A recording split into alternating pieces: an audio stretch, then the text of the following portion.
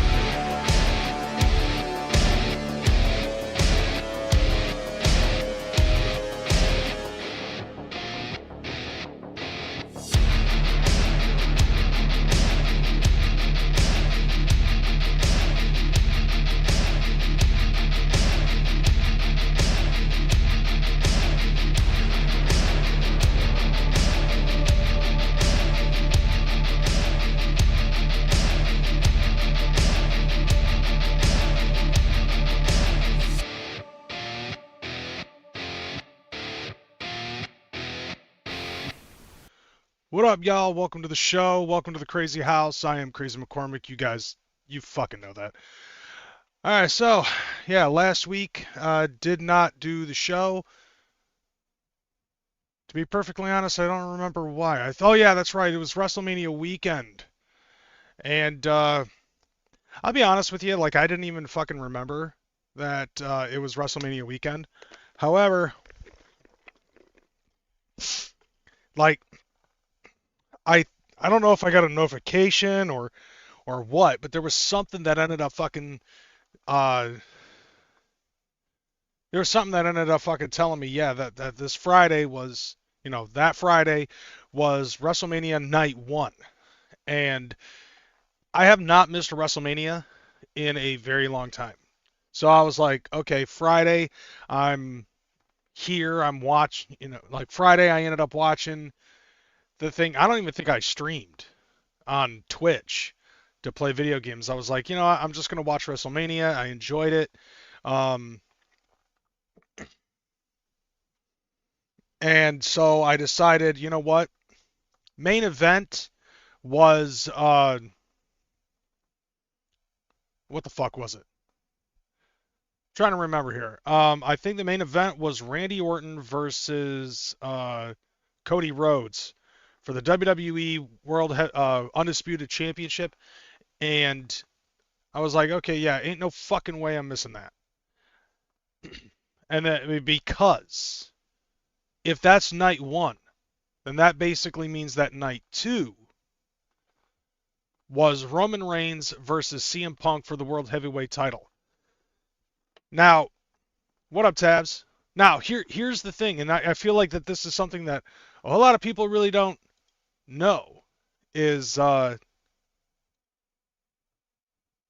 there we go. I got it now. Uh, one of the things that the reason why, like, if you know your history of CM Punk, um, one of the main reasons why CM Punk ended up fucking dipping out of the WWE 10 years ago is because it has been his lifelong achievement to basically main event WrestleMania. Like, that's always been his dream, that's his goal, that's what he wants to do. And so he felt like that no matter how hard he tried to prove himself to be the best in the world and deserving of that shot and that spot in general, he never fucking got it. And that's why he fucking dipped. Like, he was like, I'm done. I'm done trying. I'm never gonna fucking get it, and blah blah blah. What's interesting to me is had he not left, there was a B plus player that not only opened up WrestleMania 33, I believe it was WrestleMania 33, but closed out the night alongside the other two main eventers in Batista and Triple H. That person was Daniel Bryan. And it turned out that that storyline was actually going to go to CM Punk. So CM Punk ended up leaving before he even got his opportunity. It was on its way. It was coming. And he just didn't know. And so when he comes back, he builds himself up. He ends up main eventing night one of WrestleMania at WrestleMania 41 last year. He main evented night one of WrestleMania alongside Seth Rollins and Roman Reigns. Now, this year, he main events night two, closes out WrestleMania for the World Heavyweight Championship, loses the title. Okay, great story, great build to these two WrestleManias. However, here's the thing. Is night one really the main event? I don't think it is. Not really. It's like the main event. The main event is closing out the entire fucking thing. Okay, it's not night one. Night one is mid-card stuff. It's just they space it out because they build so many storylines between two, sometimes three different brands, if you want to include NXT. Between Raw and SmackDown, there's so many of these storylines and rivalries that are going on that they can't just let it overdo. They just can't let it build and then keep pushing it, and not do anything about it at WrestleMania. A lot of these feuds need to come to a close. And because of how many rivalries that they build in storyline, they have to have two nights of WrestleMania. But let's be real here. Night one main event isn't a true main event. So I'm glad to see that CM Punk ended up closing out WrestleMania this year with night two, and I was like, this is something I'm not going to miss, and he lost it. And there were some people that ended up saying, it's interesting that CM Punk lost the title to Roman Reigns, and at the same time, AJ Lee lost the Women's Intercontinental title against Becky Lynch. Is it possible that they're out the door? And I'm thinking to myself, not anytime soon. If I know CM Punk, did he get the main event at WrestleMania on night at WrestleMania 41? Sorta, yeah, kinda, if you want to believe that technicality. Did he get the main event closing out WrestleMania 42? Yes, he did. But was that good enough? No. Why? Because it was for the World Heavyweight Championship. Okay, like he had the same issue when he was in SmackDown like 10, 15 years ago. Like I think it was like before the Straight Edge Society storyline that he had. I think you guys know what I'm talking about. And he ended up cashing in Money in the Bank, winning the World Heavyweight title. Vince McMahon tried to convince him, well, you're a top guy. You're World Heavyweight Champion. It's not the WWE Championship. And this is the same situation. He had the World Heavyweight title, but not the WWE title. This is the hallmark of everything that is WrestleMania. Hulk Hogan headlining WrestleMania as WWE Champion, headlining WrestleMania 8 years in a row, right? Most of the time he was WWF World Heavyweight Champion at that time. The top guy with the top belt, the biggest prestige, the biggest highlight, the biggest draw, the biggest main event of the year in professional wrestling. Do you really think that defending and losing the World Heavyweight Championship, even if it's at the main event of WrestleMania, is that good enough for CM Punk? No, it's not. And I'm not saying that this is a thing for kayfabe and all of that other stuff. And then I've been watching periodically the first post WrestleMania Raw, and I got to see the promo where CM Punk comes out, talks about his deal, and fucking Cody Rhodes comes out because he beat Randy Orton for the WWE title, and they had a little talking to amongst each other, and I honestly think that it was set up the way that the promo went, that Cody Rhodes ended up saying, basically, anytime, any place, I'm willing to defend this title against you. Oh, really? Really? Really, really? You sure about that? Are you sure about that? Because CM Punk's going to fucking hold you to your word, fam. So it wouldn't be surprising if he's like, anytime, any place, okay, main event of WrestleMania 43 for that title. And there's also one other accolade that CM Punk has never held, and that is winning the Royal Rumble. I would think that if he won the Royal Rumble and main evented WrestleMania 43 with whoever is the WWE Undisputed Champion and wins it, then his mission is complete. Then he can go home. Then he can hang up the boots. Let's see. I see the end of Punk and Roman Reigns. It fucked up. I want Punk. There's a bigger storyline for Punk and Roman, I hope. I don't think that... I think that they're moving on. It looks to me like Roman Reigns is gearing up to reestablish the bloodline.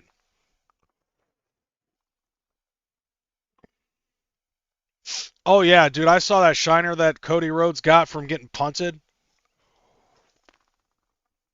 Holy fuck. But yeah, that was basically what I ended up going down. That's why I didn't do the show last week. You guys got to understand, for the most part, it's not that I don't care or anything like that. I love doing the podcast and I love doing stuff on YouTube, but I no longer see it necessary for the most part to overwork myself and have the show take precedence over things that happen in my real life. And to be totally honest, I'm really glad that a lot of you guys that are out there watching, I'm glad that you understand that. You know, I always let you know if I'm not able to make the show. And you know what? Here, let me readjust this. You know, I'm grateful that you guys fucking understand that.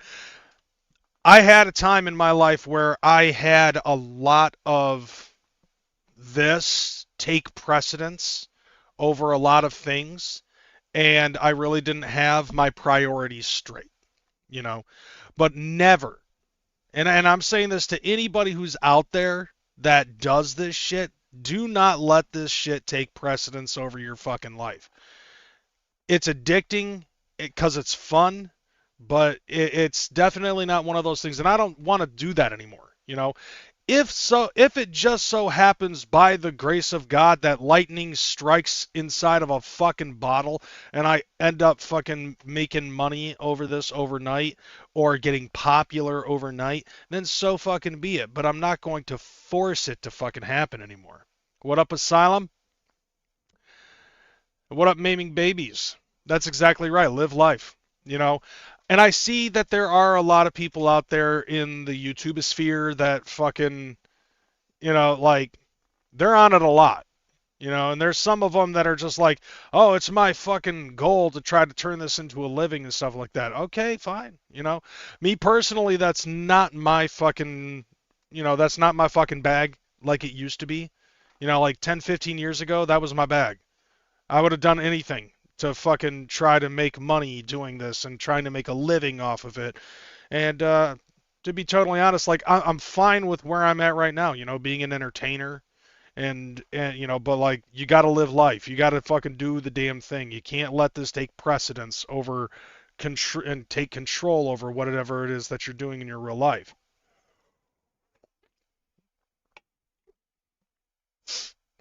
All right, so let me get off my soapbox and let's talk about some things, shall we?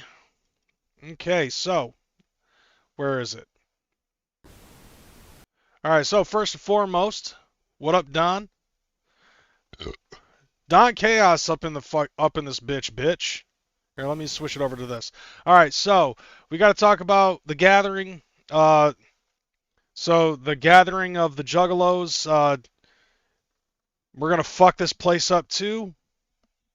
They recently released the map to the shit, and also on top of that, they announced that the tickets go on sale 23 minutes ago. So if you're sitting here watching this shit, I got news for you. You're not getting a ballless pass, bro. I'm just letting you know that. Like, if you said, that's probably why my shit right now says that I have 0 concurrent viewers. Not just because I took a week off last week to watch WrestleMania, but also because of the fact that everybody's over on the fucking website trying to fucking buy their goddamn tickets. As a matter of fact, I never took a chance at this, so oh my god, this is kind of funny. The first thing I do, I go on I open up face this to take a look at it. Swill is already on here telling people to get off the internet. Hold on a second. Let me see if I can zoom in on this. Yeah, there's Swill. Get off the internet.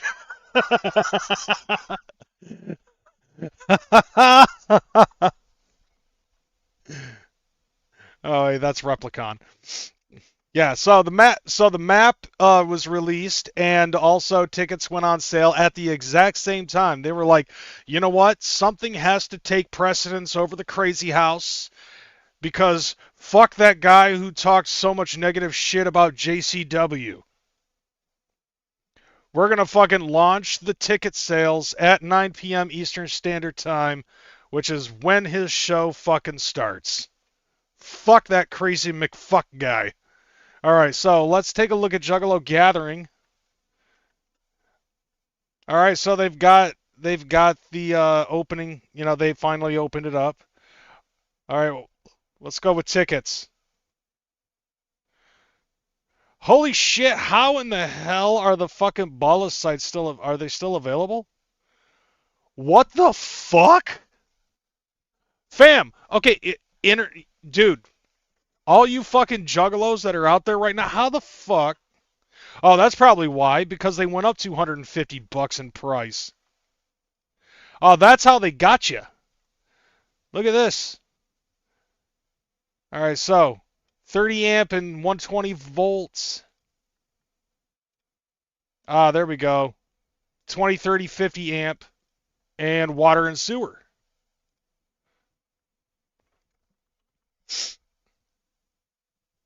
Okay, some of y'alls ain't doing your fucking jobs right.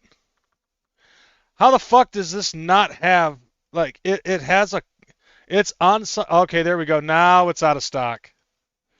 There we go. I told you. At first I was worried. At first I was worried that that was going to be the case. But yeah, so Super Ballas is out of stock. Why does it say it's in stock when it's not in stock? All right, and then you've got the Big Ballas campsites. 30, 50 amps for RV hookups. Okay, go to add to cart. Let's see. Yep, that's already out of stock. Okay. Dude, I love the fact that AI is being abused. Fucking abused. They fucking AI'd Winnebago. They had to AI Winnebago. Look at this shit. See, look. See this shit? Like internet like website creators, change that up. You are confusing me and it's making me look bad in front of my fucking audience.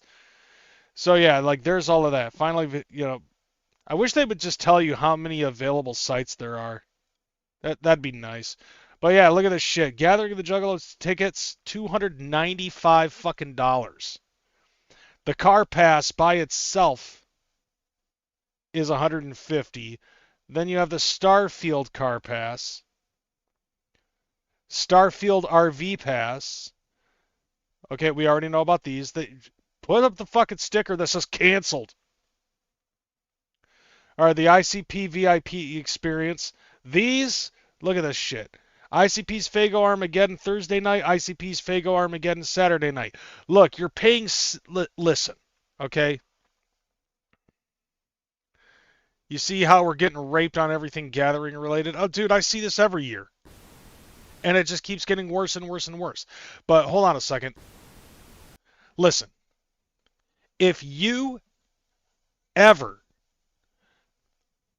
spend $75 for a Fago Armageddon like spot, you're paying $75 to be the first on stage. And you're only going to be there for like 5 seconds before the shit gets rushed. Okay? You are paying $15 a second for exclusivity props. If you were to spend $75 to do the Fago Armageddon thing, you are legally retarded. I have never, and I can say this as well as a lot of other juggalos can too, I have never, ever paid for a Fago Armageddon opportunity. Because it's so much easier to just jump on the fucking jump the gate and get on the stage. It's not that well, it's harder for me now because I'm old. But like, and fat, and my back hurts. But like, and I'm out of shape. And I don't eat right. And there's a lot more wrong with me than I thought. But still, nevertheless, it is so much easier to just jump the fucking guardrail and jump on the stage. And if you're having trouble, there will be some ninja that will fucking grab your hand and pull your ass up. Trust me. Okay, just find the biggest, strongest, fattest motherfucker that's there. He will ground himself and pull you up, and you'll be able to get up on there for free. And then after that, it's carte blanche. All right, I know. I've done it multiple fucking times. And I know that there's a lot of other juggalos that do that too. So if you're paying to do this instead of jumping the stage, you're fucking retarded. Yeah, I remember, Don. Like, I remember because you have video footage proving that we did. Like, you and me fucking kicking it up on the stage together. And, like, so many fucking other people that we know were, like, just milling around, grabbing shit. There was, like, one dude that was, like, humping one of the stage props and shit. Like, dude, like, but this is fucking insane. Okay? Now, the other thing, too, we got to take a look. We got the event map. Download a click, click to download a PDF of the event map. We don't have that. And then the timeline's coming soon. And just like last year with the Gathering of the Juggalos, when we find more and more info about the Gathering of the Juggalos, like more artists, and apparently we are also going to have comedians. Once we have, more information about the artists that are coming up Detonation stage, the Cyclone stage, and the Kraken stage, which we only have Ouija and ICP.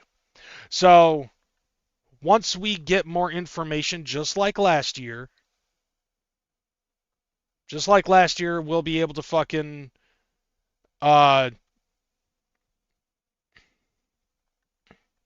we'll like take a look at some of the artists, who's up on there, and just like last year, we'll be watching music videos and talking about like, okay, what are we gonna look forward to and stuff like that. I do dig this fucking picture though.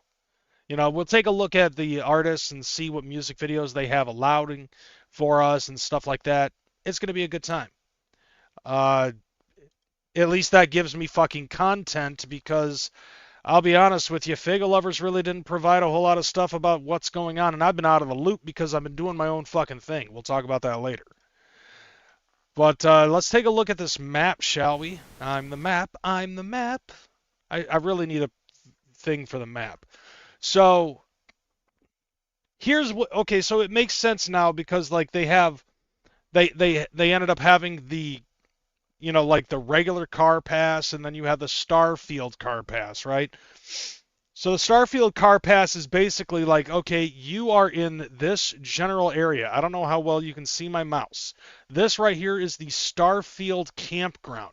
So you're basically like, okay, you have the capability, you have all these different other campgrounds, right? You have the Crystal Cove campground, the Loons campground, which has the Looney Beach right over here by the Rosemary River. You have the Pendulum campground, which is actually over by nearby the fucking Bala sites. The little red ones right here, these are all the big ballas. And then you got this yellow boy right here, which is actually the Super Ballas campsite. And you got another one right here. So you got a Super Ballas campsite and I guess that makes sense because that's where all the fucking water hookups are. Because you've got the water hookups right here and here, right next to Merch Row, and then like, dude, you got to basically fucking go through here. Is that food? Okay, they have the food right here. Who's gonna put their food right here? Fucking Burrito Man? You're like, hey, it's the first thing you see is fucking, that'd be cool though. The first thing you fucking see is fucking Burrito Man. And then, after that you get to go to Merch Row. But yeah, you can see with the water droplets right here, this is where the water hookups are. I guess it makes sense for the Super Balls campsite to be right here. And then you got the showers right here and another a water bottle filling station.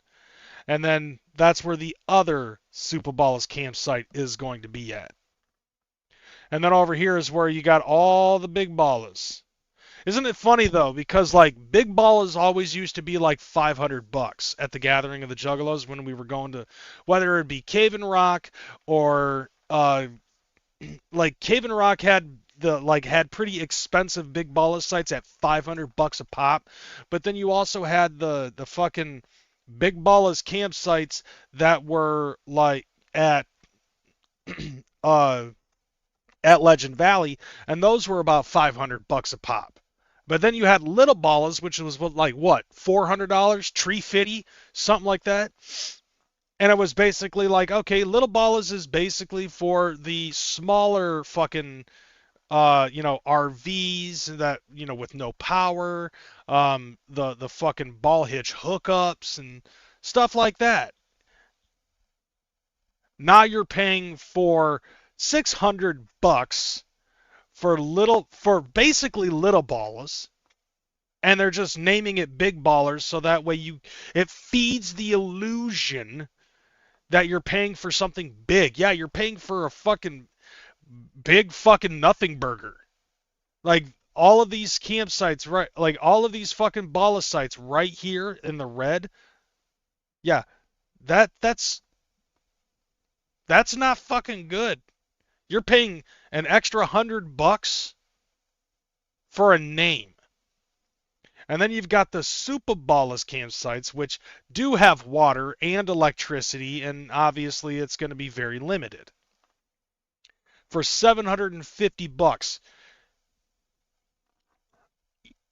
The only way that this stops fucking going up in price is if people just stop paying for it. But of course, we're fucking juggalos, and no one understands the value of the dollar. They're just like, shut up and take my money. Am I going to bitch about it? I mean, I don't really feel like I have any reason to fucking bitch about it because I'm never going to fucking pay for a balla site. Like, I'm fine fucking camping out in the woods. I'll go fucking walk over to somebody else that is doing a fucking big ballas or a super ballas camp, just like I did last year, and got to hang out with fucking everybody over at Swills Edition. Fucking hung out with Spamily, and I didn't have to pay for it. Hell, I didn't even have to spin the wheel because that's the power that I hold. Yeah, I'm that goated. Anyways. But yeah, so here we have 3 stages, right? You got the detonation stage right here. You've got the cyclone stage, which is interesting that they decided, yeah, we're going to put the cyclone stage right here, right by the merch tent. Okay, bet. And then the Kraken stage, which is right by the water. So I guess what? If anybody wants to fucking watch Insane Clown Posse while tubing at night, we can. And then over here, the Butcher Bay tent. I'm assuming that the Butcher Bay tent is where we're gonna have like the comedians and the fucking what the fuck the fucking maybe the super podcast and the fucking Juggalo Bazaar. They're also got the JCW Pavilion that's gonna be right by third stage. But then okay, so we've also got yep, the seminars too. Thank you very much. Unless the seminars get so fucking trash that they have to take it to second stage, like last year. And then some dumbass ends up getting into a fight, and for some reason Shangri-La decides to fucking get into it and starts whipping the motherfucker in the ass with a fan. Just like last year. But some of the names of these campgrounds is interesting to me. So they got the Loons Campground, the Starfield Campground, the Pendulum Campground. Are we really bringing back Pendulum here? Okay, this is probably the dumbest one that I've seen. Type Shit Campground.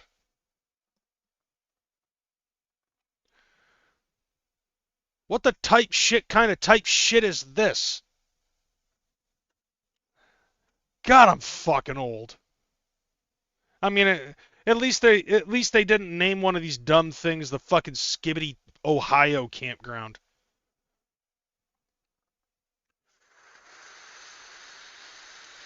Exactly. Time Chaos. Nothing beats a Jet 2 holiday.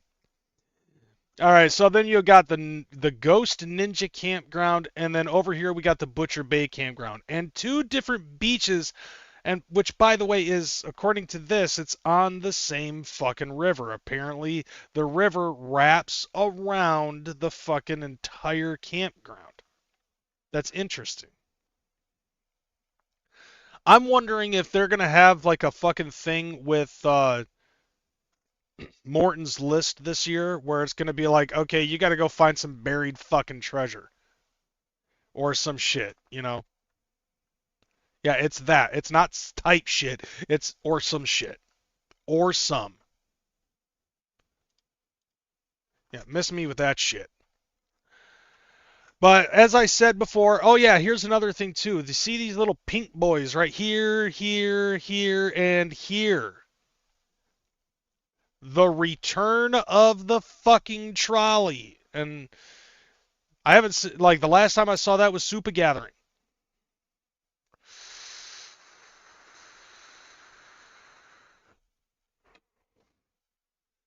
Yeah, I'm with you on that one, Ninja with a pencil.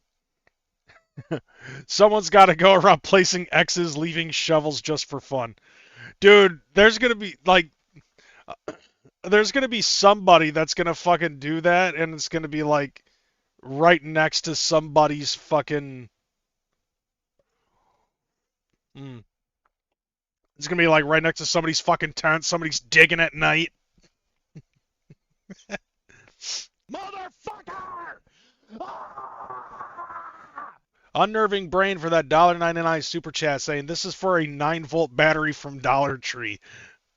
Oh, dude, everybody loves an Everlast. I agree with that one. Thank you. I appreciate it. Watch, next week I'll probably come back with a fucking 9-volt battery or some shit, you know?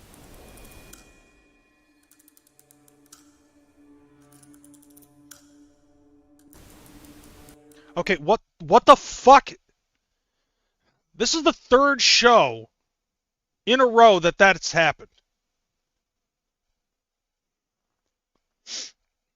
Like last time I was doing this shit, I didn't even notice it, and it just fucking popped up again. What the? Stop it!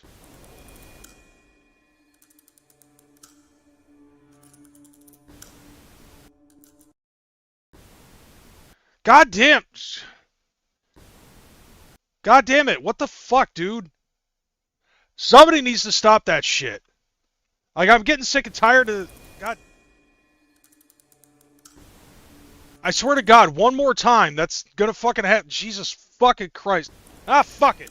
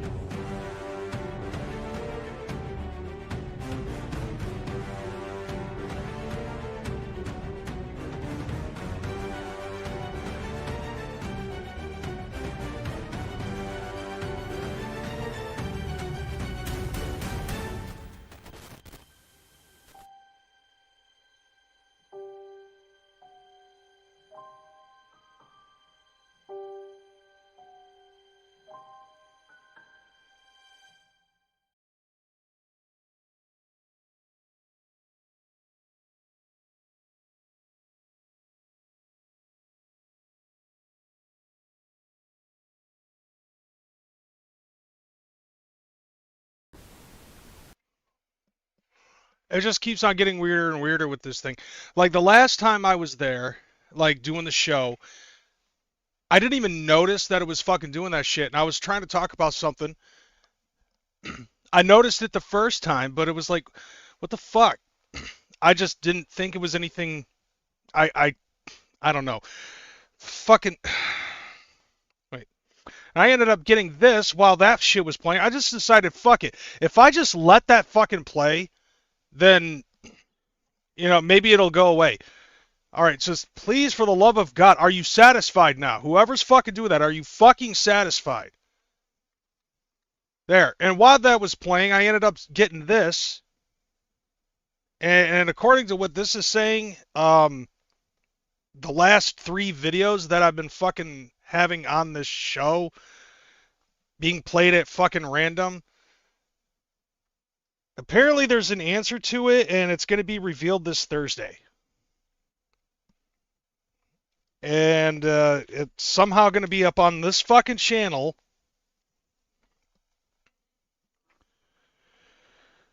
I guess keep your eyes peeled on that shit. It's Jamie Nicole spreading STDs in the afterlife. That, what the fuck, Dustin? What the fuck, bro? I don't know what it is, but like, I don't know. Like, as long as it gets this to fucking stop, can I have fucking full control over my own goddamn channel? Please. Just whatever it is, just fucking.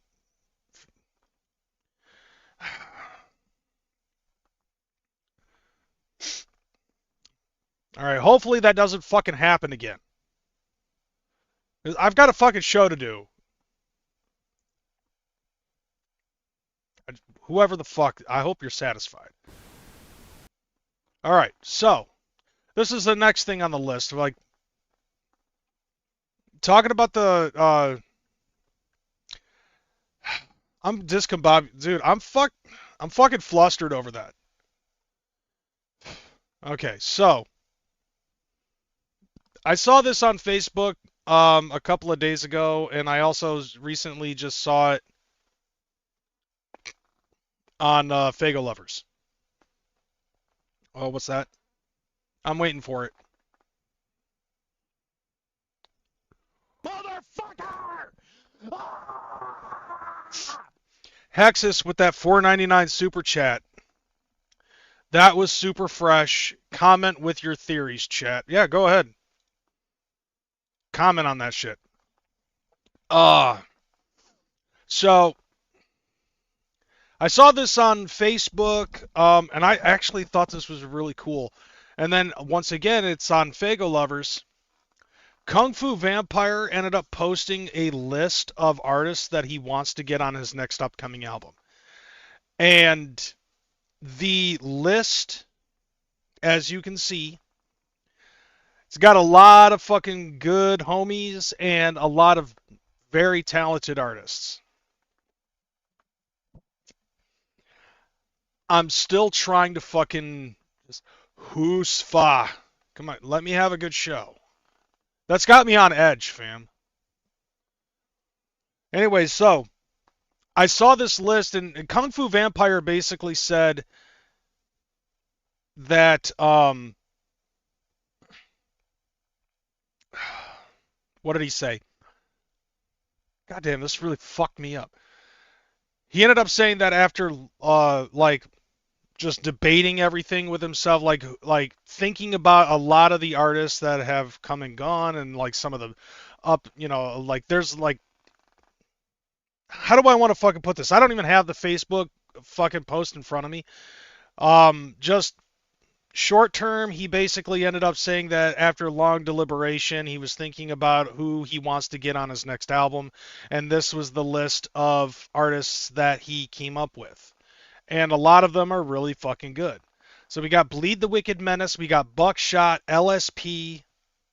So yeah, of LSP, it's basically Psycho, Smalls One, Scum, Chuckles, C-Mob, Darby O'Trill, which, let's be honest here, I'm a fucking mark for a super mark for Darby O'Trill. Death Dealers Anonymous, Devereaux. Gangsta Nip, Gloom Unit. Okay, I could honestly like. I think for KFV, I think for the most part, I think that he really ought to stick to the underground. So a lot of the upcomers in the Juggalo community. So and Darby O'Trill, because like I honestly don't. I honestly feel like Darby's not getting the fucking push like he used to. So Gloom Unit, Goldie of the Federation, Gorilla Voltage. ICP, King ISO, Clockwork E, fucking yes. That would be dope to see Clockwork E with Kung Fu Vampire. Midnight and Yami, that's another fucking hell yes. I'd love to see that. Ouija Mac, Resnick, Sagan Umo, which, dude, Sagan Umo, I like.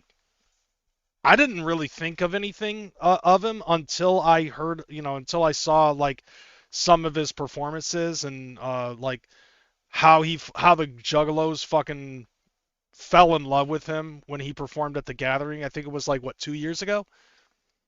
Seuss Mace, Shaggy the Airhead, Siamese Goat God. I'm definitely down for that. Super Famous Fun Time Guys, definitely down for that. Swifty Homicide, Tech 9, Wacko the Kid, and Whitney Payton. And I remember seeing in the comments section, there were a lot of people that were like, well, what about this person? What about this person? What about this person?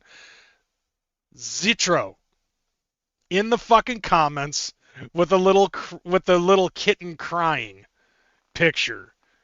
And I'm like, how? Like, yeah, because I think that would be dope too. Get Zitro on the fucking set. I'm not gonna fucking hate on that. Like, but at the end of the day, this is what Kung Fu Vampire wants to do.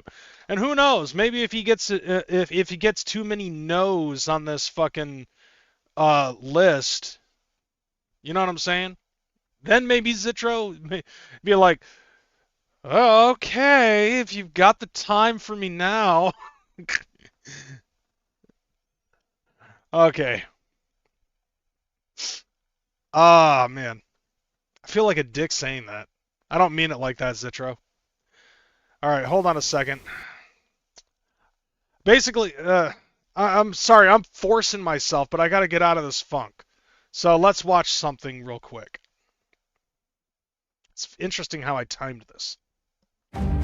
Nearly 40 years ago, a promise was made. God willing, we'll all meet again in Spaceballs 2 to search for more money. Yeah! More money, you know? Not again! Hold it. Wait a minute. Oh, wait wait. a minute. It's me, Mel Brooks. Don't tell me it was Mel Brooks this whole time that was jamming my fucking show. Look at this motherfucker. He's like 99. Can you believe it? He's almost 100 years old. have a major announcement. Spaceballs 2, The Search for More Money, is not going to be the title of this movie. See, I knew that was going to happen. KFV doesn't want to work with Queen Crimson. I mean, doesn't it get more under the ground than Queen Crimson? Yeah, no, dude, that's like if you want to take him to a gay bar, then maybe, yeah. Why not? Because after all these years, I found the money. There it is. It was in my basement. But everywhere I go, people say, Mel, Spaceballs where's the new money. Spaceballs. When are you going to make the new Spaceballs? When are you going to make the new one? Well, we did it. And the title is Spaceballs, the new one. It's just like the old one, but it's newer. That's why it's called the new one. Oh, dude, I fucking love Mel Brooks. Like, I was honestly like when the Spaceballs 2, like, you guys remember when I showed the fucking first thing about how they were talking about doing a Spaceballs sequel, I was like, they just need to call it Spaceballs the sequel.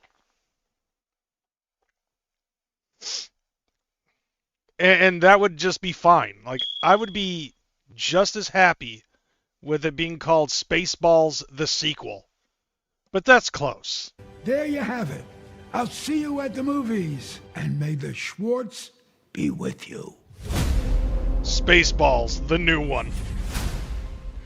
April 23rd, 2027. So we got a whole ass year before we can see Spaceballs, the new one. That's going to be fucking dope, fam. I'm looking forward to it.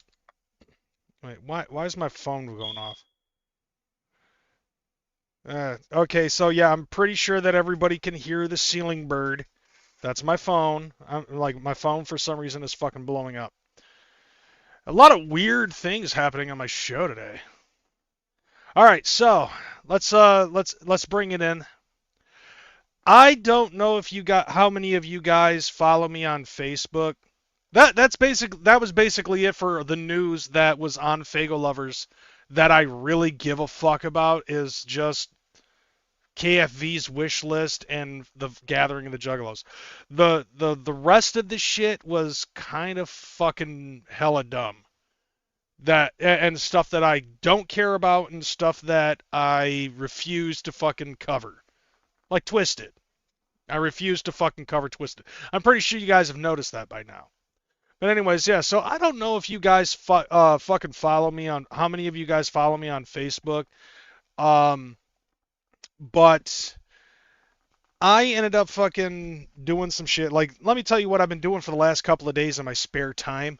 Looking forward to Spaceballs 2, but curious who is going to play Barf and Dot Matrix, with John Candy and Joan Rivers not being able to reprise their roles.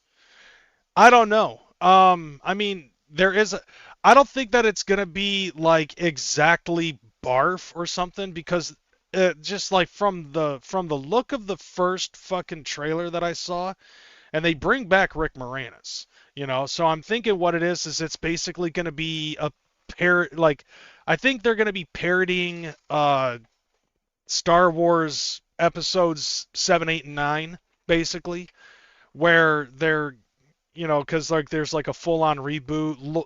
Dark Helmet's fucking mask looked all broken up and beat to shit and torn apart and all that other stuff.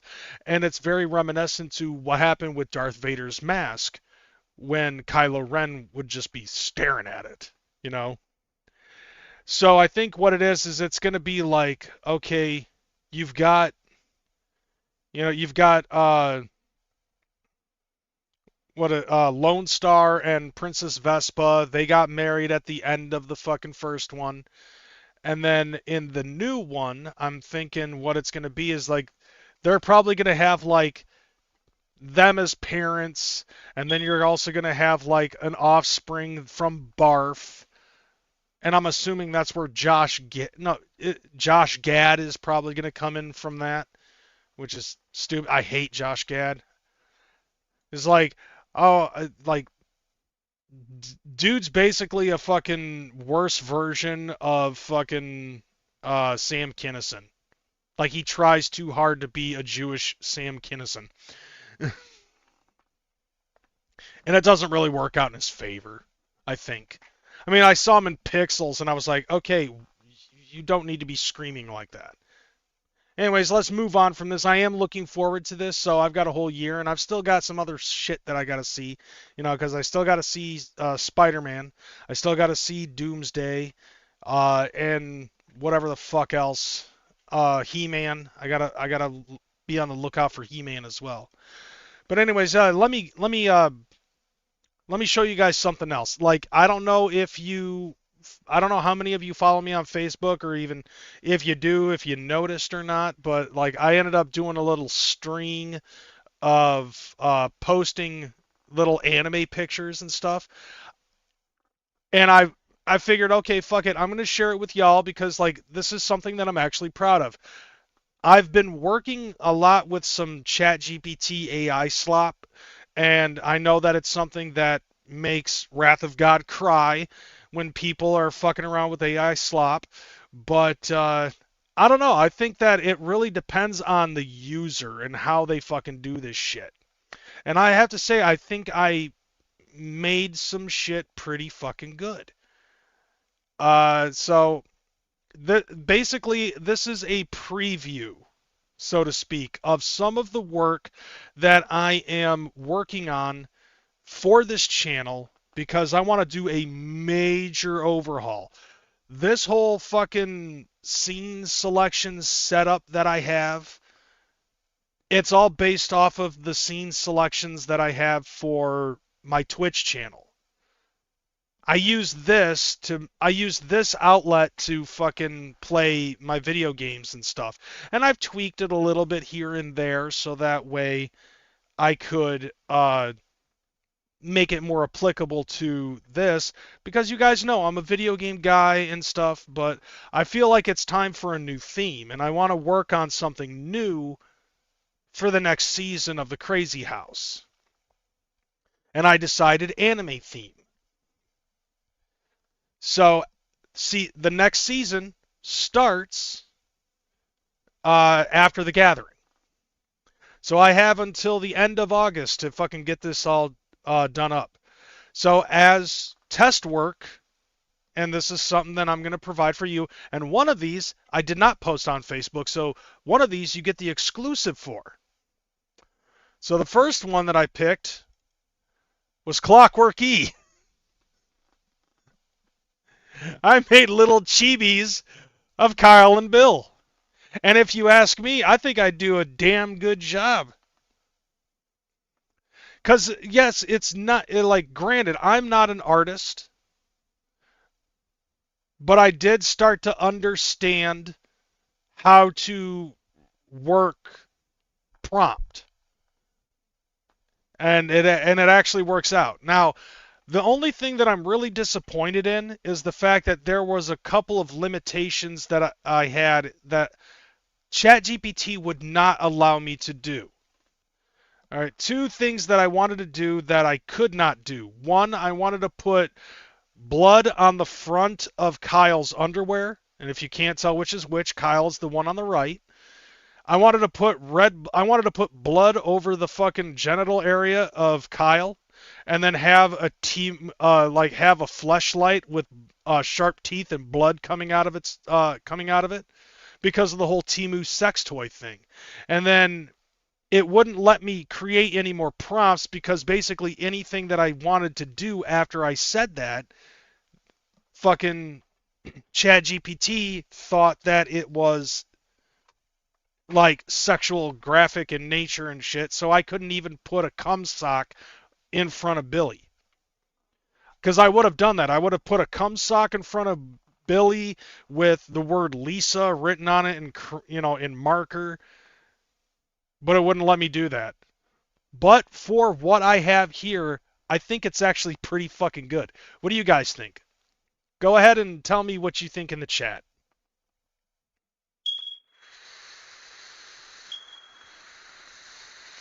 Jesus Christ. All right, I get it. Fucking settle down, Beavis.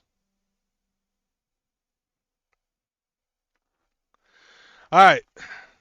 The next one that I have, and this is another one that I'm actually pretty proud of.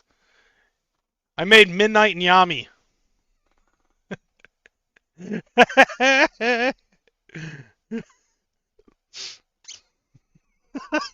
This one makes me giggle. So I fucking posted this on Facebook. New Era would be dope for sure. So oh god, this fucking makes me giggle. So I posted this on Facebook. Now the only difference between this one and the one that I posted on Facebook is that the background has like glizzies everywhere. Like just all over the entire fucking shot. It's just nothing but fucking glizzies. You know, because he likes to consider himself the glizzy god. And I was like, okay, yeah. Like, all I did was I just took a I took a you know what? I'll explain it to you after I finish up telling you the other ones. Okay? So I think that it's cool because, like, you know, he's got this fucking hot dog. It's got the ketchup. It's got the mustard. And he's just in love with it. Now, what I should have done was, like, in the background, just had Darling just just looking at him pissed off and shit because he's fucking falling in love with this hot dog. But I fucking love what I did with this, and it's pretty fucking accurate. All right, so this is one that I did not show on Facebook because I had finally finished it by the end of, before I started the show. And this is one that I really wanted to fucking work on, but apparently, even if you pay for ChatGPT Plus, there's still limitations on how many pictures you can render at a time. And so I had to wait until 6 to finish this up. And then I finally wrapped it up after I got up from a nap. Shade Hecka. I figured that I gotta give it to my fucking homie. I was like, I definitely gotta give love to the homie Shade. And, especially since, like, I've known him for fucking God knows how long, and I'm so proud of where he's gotten. I'm so happy for him. So I took his photo, and if you notice, all of them are wearing Chuck Taylors. Like, that's the one thing I never changed, was that all of them are going to be wearing Chuck Taylors, except for Billy and Kyle. Billy's wearing socks, but fuck it, it's Chuck Taylors. Who doesn't like Chuck Taylors? If you don't like Chuck Taylors, what are you doing? But I figured, like, this would be cool to fucking make, and I really liked the way that he had his arms folded, he's standing there, like, he's got the serious look on his face, the paint is on point, almost. But I think that looks cool, and I think that's actually a very good depiction of Shade. The only difference, the only tweak that I would have had left, but I couldn't see it because of how small it is on my phone, is that he's got brown eyes in this picture, and in his promo piece, his eyes are all black. Like, you don't even see white in his eyes. And after I posted the first one of Billy and Kyle, I saw Swill fucking talking shit. So I decided to make one of him too. And I posted this on Facebook, and he goes, "This is accurate."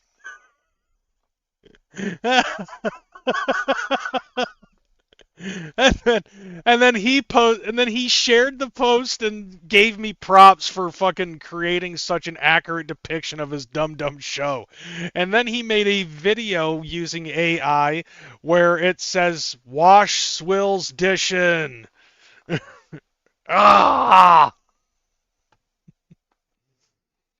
And then somebody took the original photo and added shit all around the dumpster, and a dog pissing on the fucking dumpster. Like, I want to see somebody else take that and try to figure out a way on how to make it worse. Like, just add your little fucking mark onto the Swills Edition dumpster fire and fucking pass it on to somebody else who can make it fucking worse. Just keep on adding more AI bullshit. Let's drain the fucking Lake, Michigan, just for the sake of adding more stuff onto this fucking photo.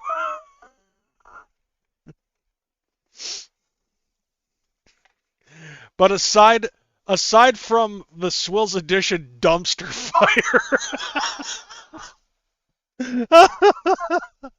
oh god, every time I fucking say that, it just makes me laugh.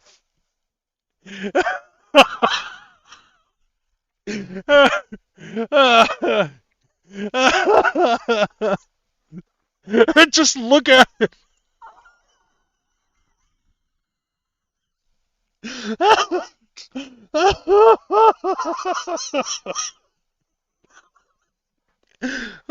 I'm not even trying to force this. I'm trying to stop.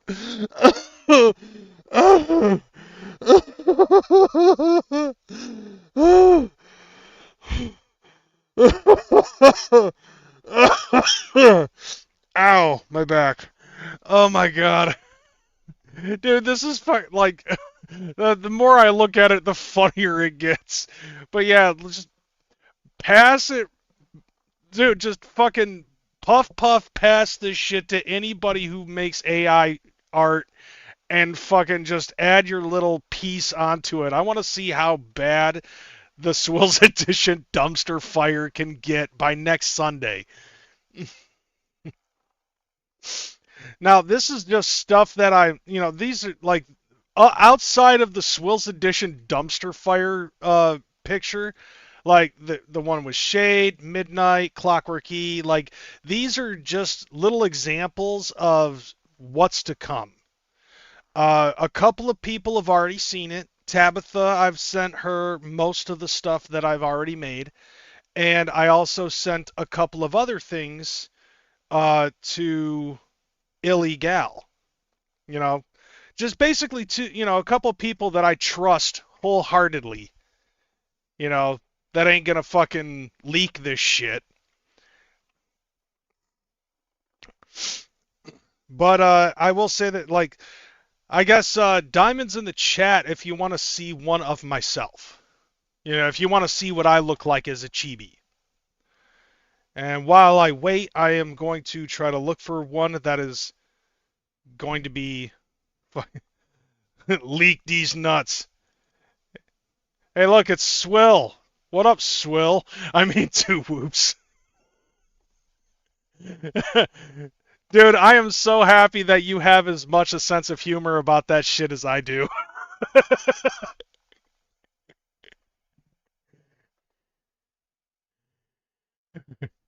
Cole in the chat if you want a picture of Crazy naked. I mean, who wouldn't? There was one other one that I did post of myself on Facebook that I forgot to fucking add to this, so give me a second and I will throw that on there. Swill, I'm sure that you've seen the one that I sent to your sis Jess. Because I saw that one and I was like, oh yeah, she'll fucking love this one.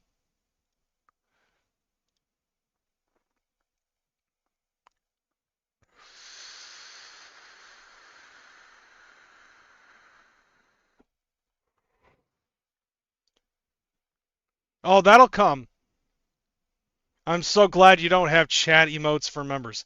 Oh, that'll come. Trust me, it will fucking pop up at some given point in time. Don't you think that it's something a little bit deserving of my audience? I do. Speaking of dumpster fires, I searched Google for "come dumpster fire" and it asked, "Did you mean twisted?" All right, so here I'm about to show you guys the chibi version of myself. Once I find it again.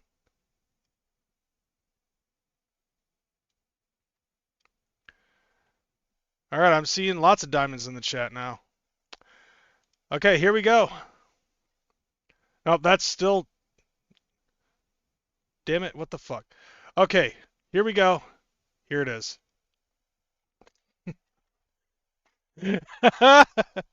If you remember when I said, "Motherfucker!" Ah! I hope you are in your underwear like clockwork. Nope, I'm in the same shit I wear every fucking day. I go to sleep in these shorts, bro. Like...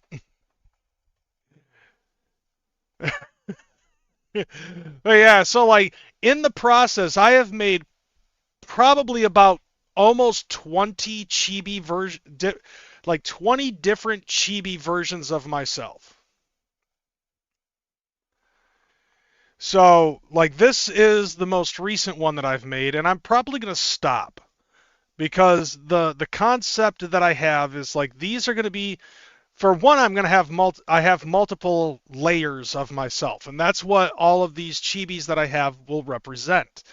And it's basically made for a much grander scheme, and that's just a thumbnail. And this is just a small piece of what it is that I'm looking, that I'm working on. Swill, you are going to have to get in touch with me, or I'm going to have to get in touch with you sometime to see what video app you're using to make videos. Because I do have some ideas about what I want to do with these little fuckers. Because if you see like how I have down there, underneath the, at the bottom of the fucking layout and everything, like you see these little bubbles that pop up, like right now. Like you see these bubbles that are popping up. And basically this is just a WebM file that's on loop. And so what I want to do is I want to try to get it so these chibis could possibly, like one or two of them walking around, interacting with stuff in the fucking layout. Like that's kind of like the idea of what I want to do. This is just a piece. This is just a simple one little piece of what I'm planning on doing for the near future on this channel. I'm upgrading, like you can see that I've already changed my avatar. I have a new banner, but those are just prototype pieces that didn't work out because I didn't understand how to run the prompt properly on ChatGPT. And now that I have a little bit more experience and some masters and bases for what it is that I'm looking for, in the future, you're going to be seeing actual thumbnails on my videos rather than just the fucking, what have you. Just the Crazy McCormick in the fucking Dragon Ball Z font. I'm going to have a new logo. I'm going to have a new avatar. I'm going to have a new banner. I'm going to have better thumbnails. And then there's going to be a lot of these chibis that are going to be fucking popping up. And hell, I've made enough where I could fucking have merch like a motherfucker if all I just do is put on a chibi and a fucking logo. Like, I all of a sudden just turned into a fucking idea machine. And talking to Just Chris on Facebook, I'm more of an idea guy. I just don't have a whole lot of talent. As a matter of fact, like, I have some out-of-pocket fucking ideas.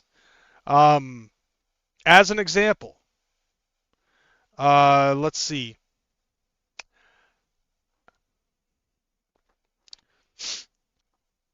As an example, I think what I'll do is I'm going to drop what I fucking made on Suno. Should I do that too? Would you guys like to hear what I'm working on for a theme?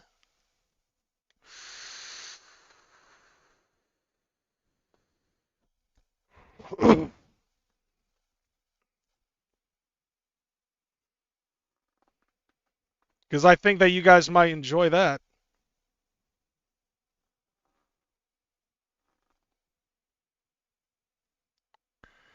Seedance 1.5 is cheap to use. I'm subscribed to Galaxy AI. It has access to all the AI models and converts the credits. Oh, that's nice. All right, I'm getting conflicting answers. All right, I gotta go grab new batteries for this vape. So when I come back, I want to see whether or not people want. Do you guys? Yeah, that's the big question right now. Do you want a sneak peek right now? Because I'm gonna fucking go back and edit it later, and fucking delete it off of the video. I'm gonna remove it off of this live in post when I get the chance. So right now, you guys will be able to hear the sneak peek of the audio. So I can make thumbnails in any style or videos or whatever. I mean, like, I'm planning on doing the same thing with these chibis, and I also have, like, a main. So, like, I learned with ChatGPT that this is crazy Epstein bait. No, this is like this. No, this is basically fucking just regular fucking. I am a fucking anime nut. Okay, so I mean, like, dude, I wouldn't say that it's Japanese culture that I like, You know, I'm not necessarily like a weeaboo, but I love me some anime, and I'm also into fucking J-metal. So maybe one day I'll do One Piece. I've been wanting to fucking do One Piece.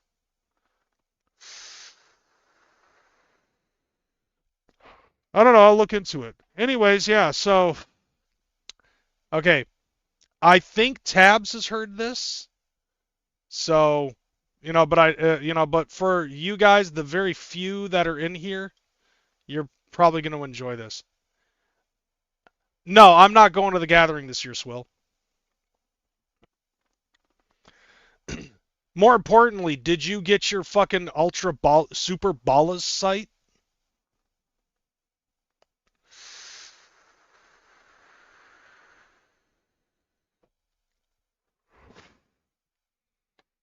They look good, but I am wondering how you can do an underwear one and not have one of Tom Wood in his undies. I need to have a picture of Tom Wood in just his undies.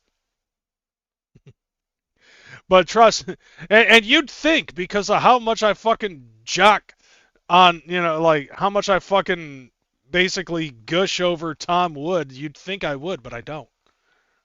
Oh, you got just regular ballas? You got diet ballas? Naked Tom Wood is in. All right, enough fucking goofing around. Here's the like I'm usually one that's very excited to share things with people, so but I don't think that this is a mistake at all. So enjoy this. I'm gonna mute myself so I don't interrupt.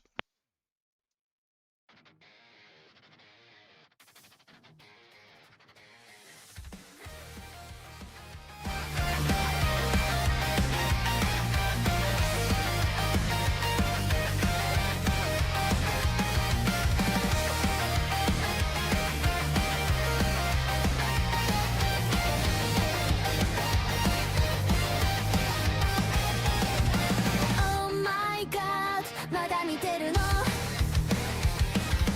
Happy time 外に出てね Let's go now スマホばっかりだね Sugar からかってるよ これはバカみたい ただの情報だね まだ見てるの 他にもできるよ これはバカみたい ただの情報だね まだ見てるの 他にもできるよ The crazy house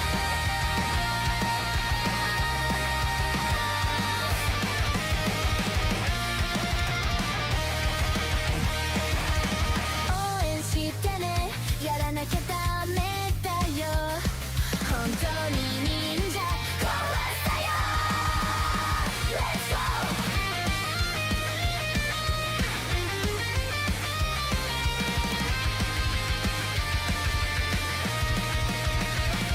これはバカみたい ただの情報だね まだ見てるの 他にもできるよ これはバカみたい ただの情報だね まだ見てるの 他にもできるよ The crazy house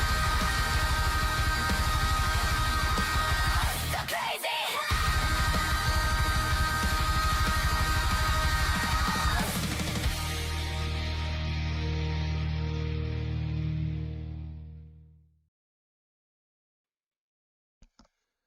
All right, yeah, that's something that I thought would work out very well. Now, this is the worst AI shit I ever heard, and I heard some bad shit. No, that's Swill being Swill. I know you're such a hater. It's all good. I've seen you fucking and your posts and shit trying to get Clockworky's attention. Trust me, I tried to do the shit too. Not me personally, like that was something that I was not expecting. Yeah, I know, and I don't fucking hold it against you. Swill doing swill things. That's kind of how I looked at it. So, so that does give me an idea of exactly what it is that I want to do for the future of this channel. I want to do some things like I'm doing like a full-blown fucking kawaii J-metal kind of thing, and I think it gives you an idea in your head of what it is that I'm planning on doing in the near future. So starting next season, which is right after the Gathering of the Juggalos, I will be doing this, and I'm working diligently on trying to create a layout for thumbnails, as well as I'm going to try to create a whole new layout. Like I said, Swill, I'll get into, like I can possibly get in touch with you about what it is that you use. You said that you said that you're, okay, so, Galaxy AI. So that might be something that I'm looking into. Now, I honestly, like, when I rendered that song, I fell in fucking love with it. And I was like, this is exactly what it is. It gives me this huge idea about what it is that I want for, like, maybe an intro and some other stuff. And I think that it would be cool as fuck, because once that chorus hit, that was like 100% yes. Exactly. Like, the fact that it doubled up on the chorus, and on top of that, there was like a rhyme scheme in the chorus that was completely unexpected. Because here's the thing. I wrote the lyrics that I wanted in English, and then I translated it to Japanese, threw it in the fucking box, and that's what popped out. And I was like, oh, fuck yeah. It's like $20 a month, and you get X amount of credits every month. Oh, okay. I mean, I might look into that, because like right now I'm subscribed to ChatGPT Plus, and that's what this is the results that I'm getting out of that. And on top of that, like here, I'll give you guys a little piece of advice. Like, if you want to do stuff like this in the future, with like, yeah, you're trying to attack me, which is ridiculous. Like, no, fuck you. Yeah, I'm going to attack you. Fuck you. If you want to make stuff like this, then what you have to do, and like, this is something that I found out, is that first off, I have a separate chat with ChatGPT that helps me create the prompts based off of what it is that I want.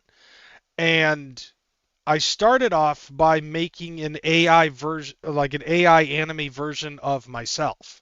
And then I said, I want this to be a chibi, where it's like the small body, big head, stubby arms and legs. And then it created a prompt for me.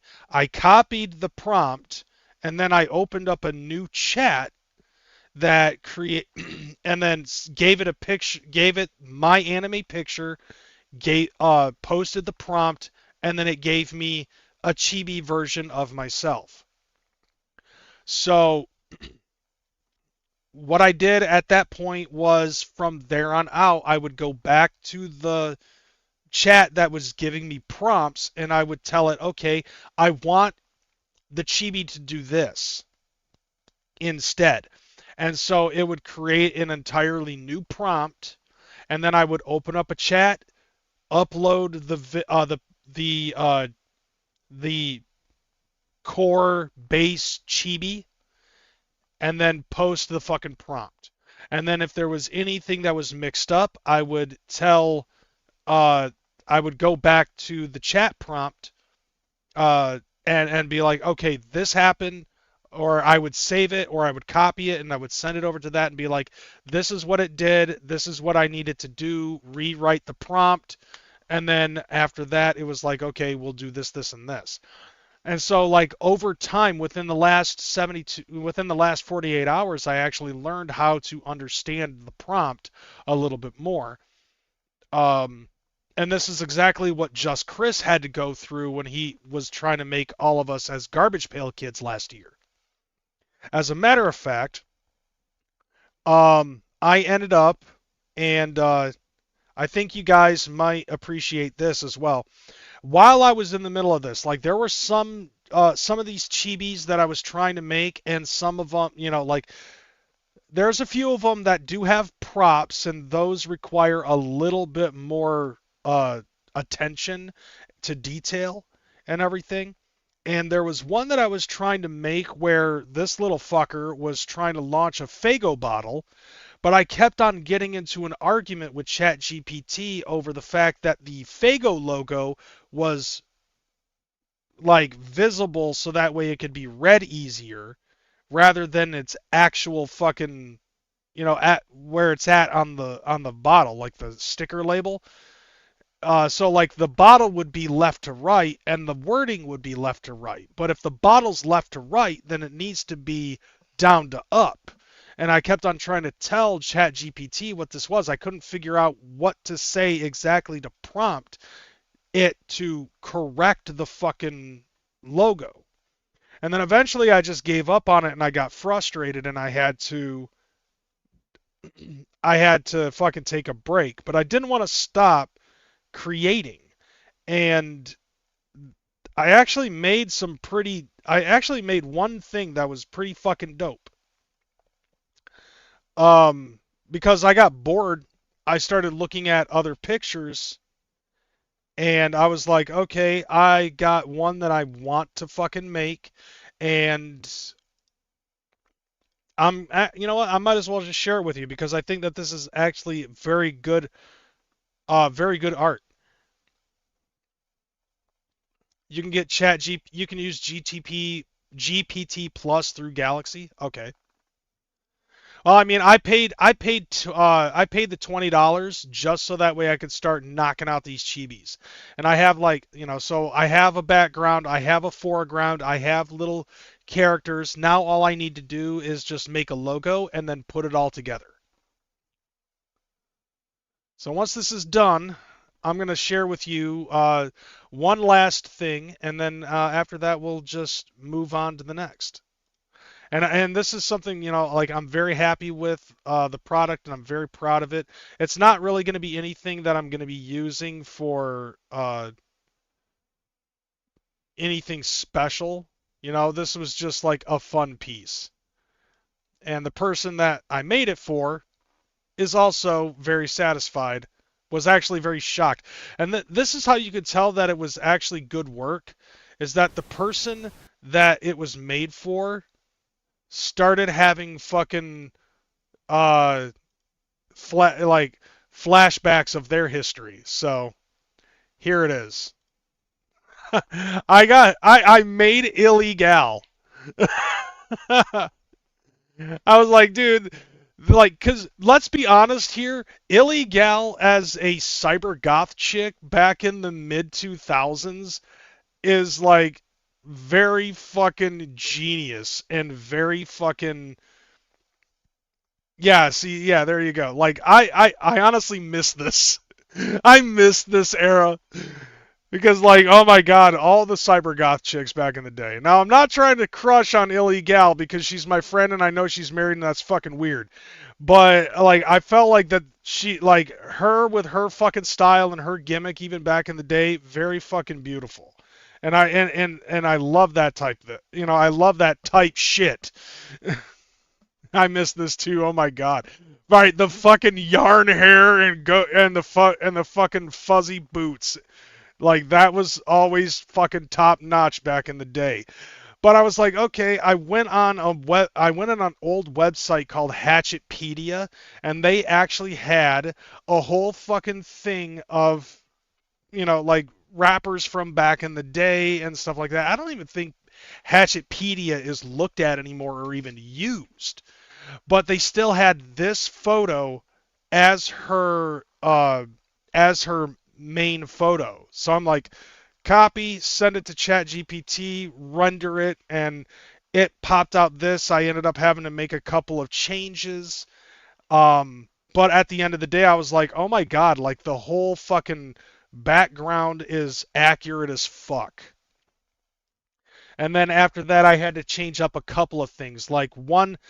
One of the eyes was fucked up, so I was like, it's got a pupil and it looks like its eye is closed. Get rid of the pupil. And instead, they just went with the whole fucking, thing. And I was like, okay, it still looks like ill. It still looks like illegal. And then I was like, okay, make it so the bottom right has illegal as a name, and then I told it also underneath it, write illegal in Japanese. Even though it's like illegal, but still illegal. So it's legitimately illegal in Japanese because they're both spelled the same fucking way.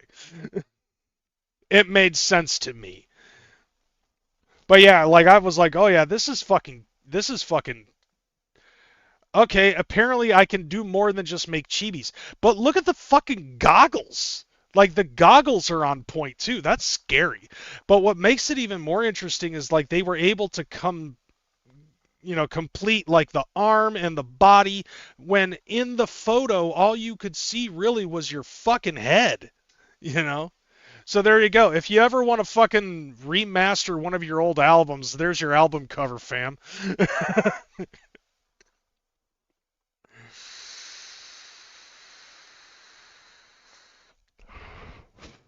You're welcome. Yep, and I'm having a lot of fun with ChatGPT. So now I got to figure out how to do this, and believe me when I say I really want to do this. Not just like I'm thinking to myself, if I do this for illegal, what's to stop me from doing this for Tally Demon? If anything, I would think that it would be way more appropriate for Tally Demon, And I follow her on Facebook now, so like eventually I'm just gonna pop off and just be like, hey, Tally, here you go. Enjoy, Morgan.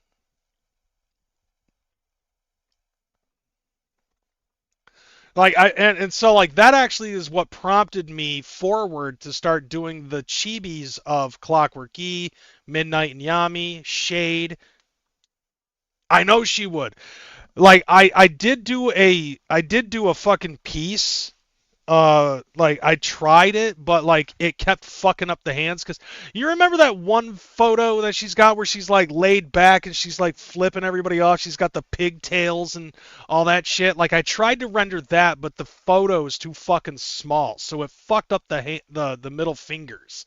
And I was like, but that sucks too because like it's such a epic pose.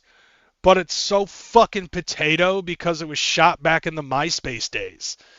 And so, like, nobody has, like, a giant version of that picture. But the background that they had for it was, like, all these posters that were, like, rock and stuff like that. And it was, like, very fucking... It actually played off the look that she was playing in that photo. And I was like, there's only one thing that's fucking missing. And it's a poster that says Sega. If I do that, and if I'm able to perfect that picture, and then add a Sega poster to it, what else do I have to do after that? Because it's fucking Tally Demon. Get a Final Fantasy poster, a fucking Sega Genesis poster, and we're fucking good. Yeah, dude, like that was like even before I really got into listening to Tally Demon's music, since Boston, I remember that photo.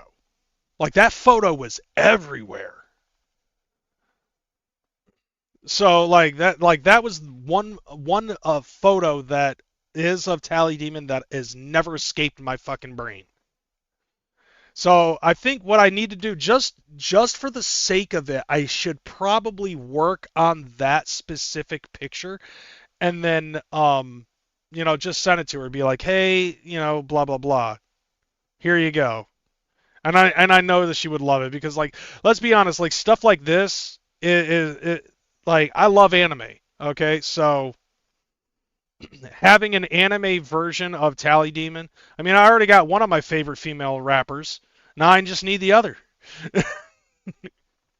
All right, so let's go ahead and we'll move on so that way I can stop fucking gushing over women.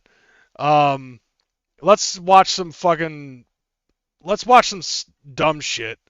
Okay, so I've got videos that I downloaded off of fucking TikTok. There's some funny shit that I came across, and some other stuff that was kind of serious. Have you tried doing a Google image search to see if you can find a better version of it? I have tried. I didn't just rely solely on Wikipedia. You know what? I should probably go on her website because I'm sure that there's some other ones that I could come across. Because I definitely don't want to fucking use the $1 million booty one. Like that, I mean, that could work on anime, but like, I don't know. I remember that picture too. But anyways, yeah, so here, let's watch some fucking, let's watch some dumb shit. This, if I'm not mistaken, this is the correct one. I don't know how, but like somehow this video, like a version of this video ended up going viral on TikTok. I shit my pants in the middle of my jar. I only went in to get some chicken, actually I'm a liar. I'm here to light a ring of fire. On my way the deli, and it feels like Bali belly. I really wasn't ready, sweating all heavy. I had a fruit cup at the ready, it's spilling out on the floor. Sloppy lumps and more manager crying out, you don't come here anymore. I had to skid past the 5-0 coming through the door. I shit my pants in the middle of my jar. I only went in to get some chicken, actually I'm a liar. I'm here to light a ring of fire. So that specific TikTok channel is apparently doing that same song, but changing up the restaurant or changing up the store. I've heard I shit my pants in the middle of Walmart. I've shit my pants in the middle of Taco Bell, which sounds the most accurate out of all of them. I shit my pants in the middle of Aldi. Like this one I picked because this one hits close to home. Because Meijer is a local store, which, by the way, as a Michigander, I just broke fucking law. Even though it's spelled Meyer, we call it Myers. Because it pisses off Fred Meyer. It's funny. Even though he's dead, you know, we call it Myers anyways. Fuck Fred Meyer. We're calling it anyways. Like, the only time that we actually especially in Grand Rapids, there's only one Myers store that we actually will call it Meyer. And that is Ghetto Meyer. You ask anybody in Grand Rapids, Michigan, if they've ever been to Ghetto Meyer, and they know exactly where it is and what we're talking about. But yeah, so like this ended up going viral for some fucking reason. And now there's people that are just making videos where they're playing a game where you're supposed to have like the eyes in the right spot, the eyebrows in the right spot, the nose, and then the mouth, and they'll purposefully make themselves look goofy, and then they'll time it right, so then they'll be like, I shit my pants in the middle of Aldi, and it fucking works. It's been kind of funny. All right, let's see. What other videos did I have that were there? Oh yeah. Okay, so here's another one that is widescreen, and then we can go to the landscape version. Right. Right. Oh, this makes sense. These eggs are running. Can they be cooked again? And my waffle is burnt. Can I get a new one? Training tip: clock out before knockout. Like, keeping in mind, this is fucking Waffle House. If a situation like this arises, please do not throw hands. We know it's tempting, but court dates cut into smoke breaks. Fight feelings, not customers. You can't collect tips from jail. Dude, I love this. Okay, let's continue. Instead, try using de-escalation phrases like, buy a waffle and then eat around it, bitch. Or my favorite, the f*** did you expect? This is Waffle House. That is the most accurate response that you could get for somebody to say, my waffle's burnt. What the fuck did you expect? This is Waffle House. Remember, our goal is to reduce physical altercations by 12%. Okay, let's see what this says. Waffle House team goals: reduce physical altercations by 12%. Lower chair throwing incidents to under 3 per quarter. Ensure all fights are at least 6 feet from the grill.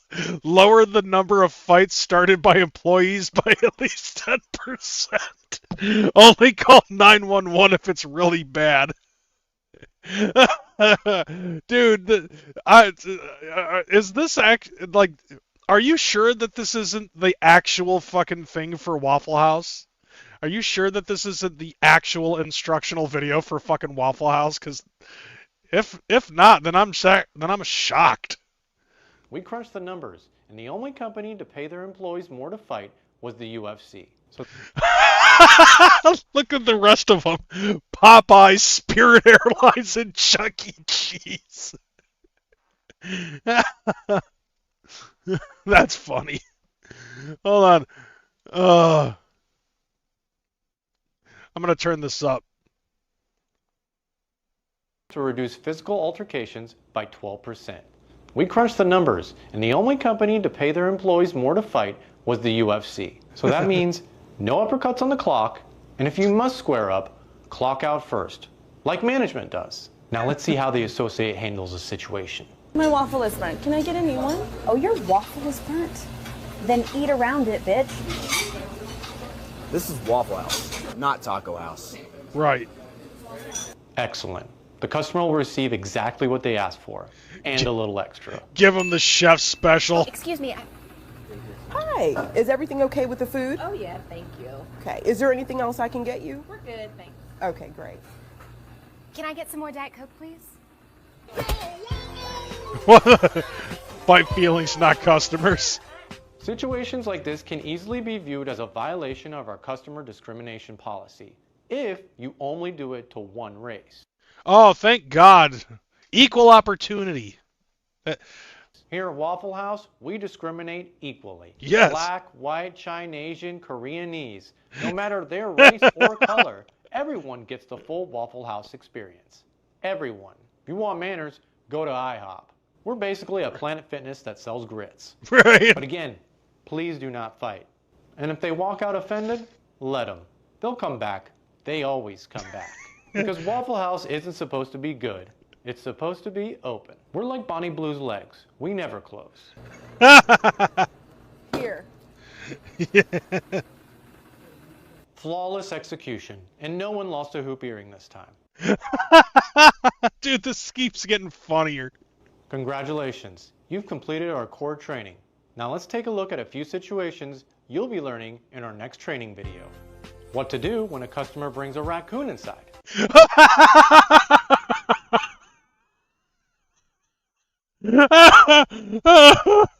Proper spatula stance during a brawl. What did... Oh my God, Jesus Christ. Like, who the fuck has a raccoon on their person like that? Don't answer that. Proper spatula stances during a brawl. What to do when a waffle is used as a weapon. How to tell if those are firecrackers or gunshots. Safely retrieving a tip from an active crime scene.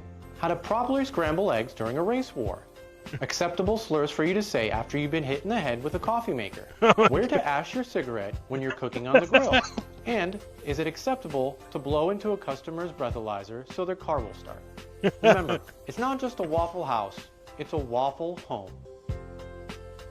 Matt was demoted to line cook after punching a customer who snapped their fingers and called him Waffle Boy. Oh, illegal waffle used as a... What the fuck do you expect? This is Waffle House. It was probably the same burnt waffle. Waffle House provided the service for the correspondence dinner. Well, they couldn't tell whether or not that was a firecracker or a gunshot, and then somebody got fucking arrested. like that literally happened today. I think it was today. But oh my God, that's like, this video was just fucking epic, and poor Matt. Okay. That shit was fucking great. Alright, so there was let's see, what other fucking dumb shit popped up in my feed? Oh yeah, here, this one. Let's see. Now I have to go back on the fucking well of gushing over goth chicks. So here we go. How do you like your donuts? I like them glazed. I like the balls. I like them cream filled. I like them long. Well, they don't work at that Dunkin' Donuts. Off to the next one. The man is on the right mission. First location. Well, they don't work at that They don't work at that Dunkin' Donuts. Oh my god. Okay. Let's see. Okay, this one popped up too. I don't know why I fucking downloaded this one, but I felt like that it was necessary because it's more dumb shit. Oh yeah, the look on that cat's face.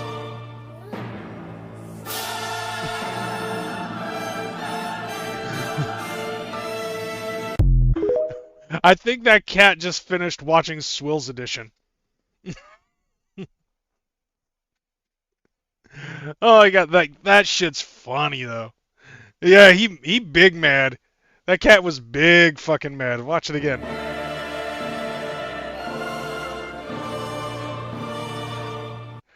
Is that from fucking Star Wars Episode 3? I'm probably gonna end up getting that muted. Just look at his what made this cat so goddamn angry? Oh my god, it's disappointed. Like the way that it's got that little dark part right there on its lip, that I think is what's creating the illusion that it's pissed off.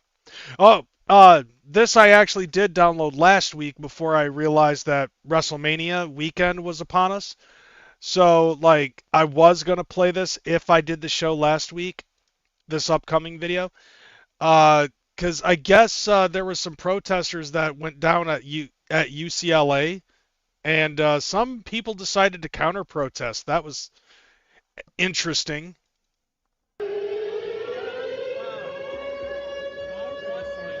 Oh yeah, counter-protesters at UCLA using speakers to interrupt the pro-Palestine encampment from sleeping. I mean, let's be honest here, okay? We as a group of people can respect fuck yo sleep. Although I think that the level of petty on this group of people far surpasses our own.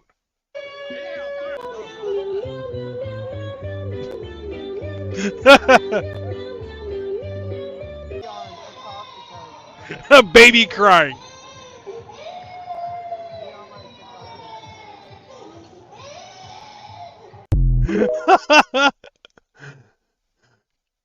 Oh, dude, yeah, counter-protesters is kind of next level.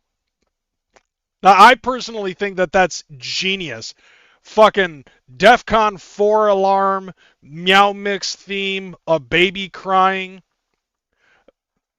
The entire time that I was watching this on a loop, and the only thing I'm thinking of is, how did they not come across fuck yo sleep? We need a counter protest. Let's see if we can find something.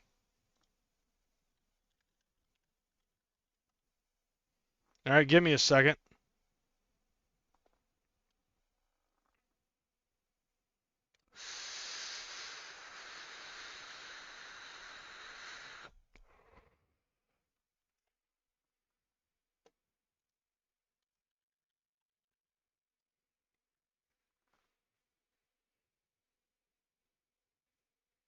Let's see. Yeah.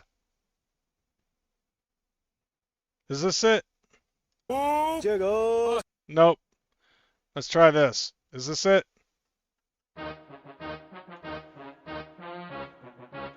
Nope. That's not the one I was thinking of. I know that that song exists. I have found it on YouTube before.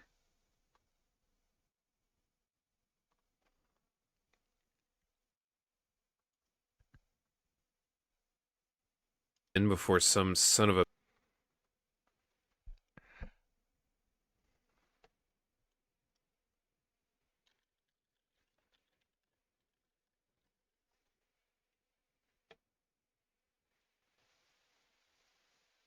Oh, come on.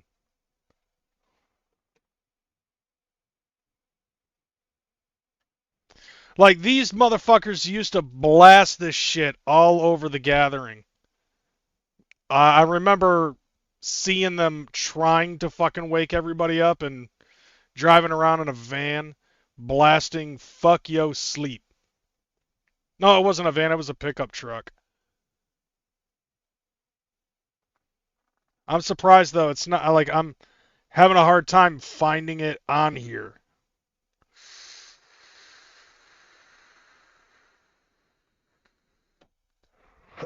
That song couldn't have just all of a sudden disappeared.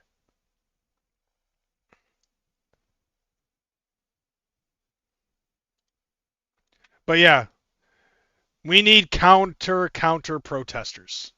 And that might be the case. All right, let's see. Here is... there are a couple of ones that are kind of funny, but still on the serious tip. Oh, wait. Let's go on to the funnier shit, though. First off, this one I thought was kind of funny. We're squabbling over light bulbs now? No, we're addressing why your house looks like a gas station at 2 a.m. You went 5,000 Kelvin, Karl. Like, what the fuck is that supposed to mean? Well, like, this chick that posts these fucking videos and then reads the comments, top tier. You went 5,000 Kelvin, Karl. Karl! Gotta stand in the gap and make a hedge. If you know, you know. Look, cool white isn't neighborly and isn't who you want to be. We are a warm light community. God, I am not a fan of the HOA. When I get my own house, I am not looking forward to that. If anything, I'm looking forward to fucking making them go crazy. I'm sorry, I'm on her side for this one. 5,000 Kelvin, get out of here. How dare you make me agree with an HOA? Right? We're a warm light community. Loki, she ate with that. Oh my You God. went 5,000 Kelvin, Karl. I die laughing. I did. I don't know how nobody grabbed it because she was so serious. My new Right. vocals did. You went 5,000 Kelvin, Karl. You're doing I've already said it in my head like 3 times since I saw this video yesterday.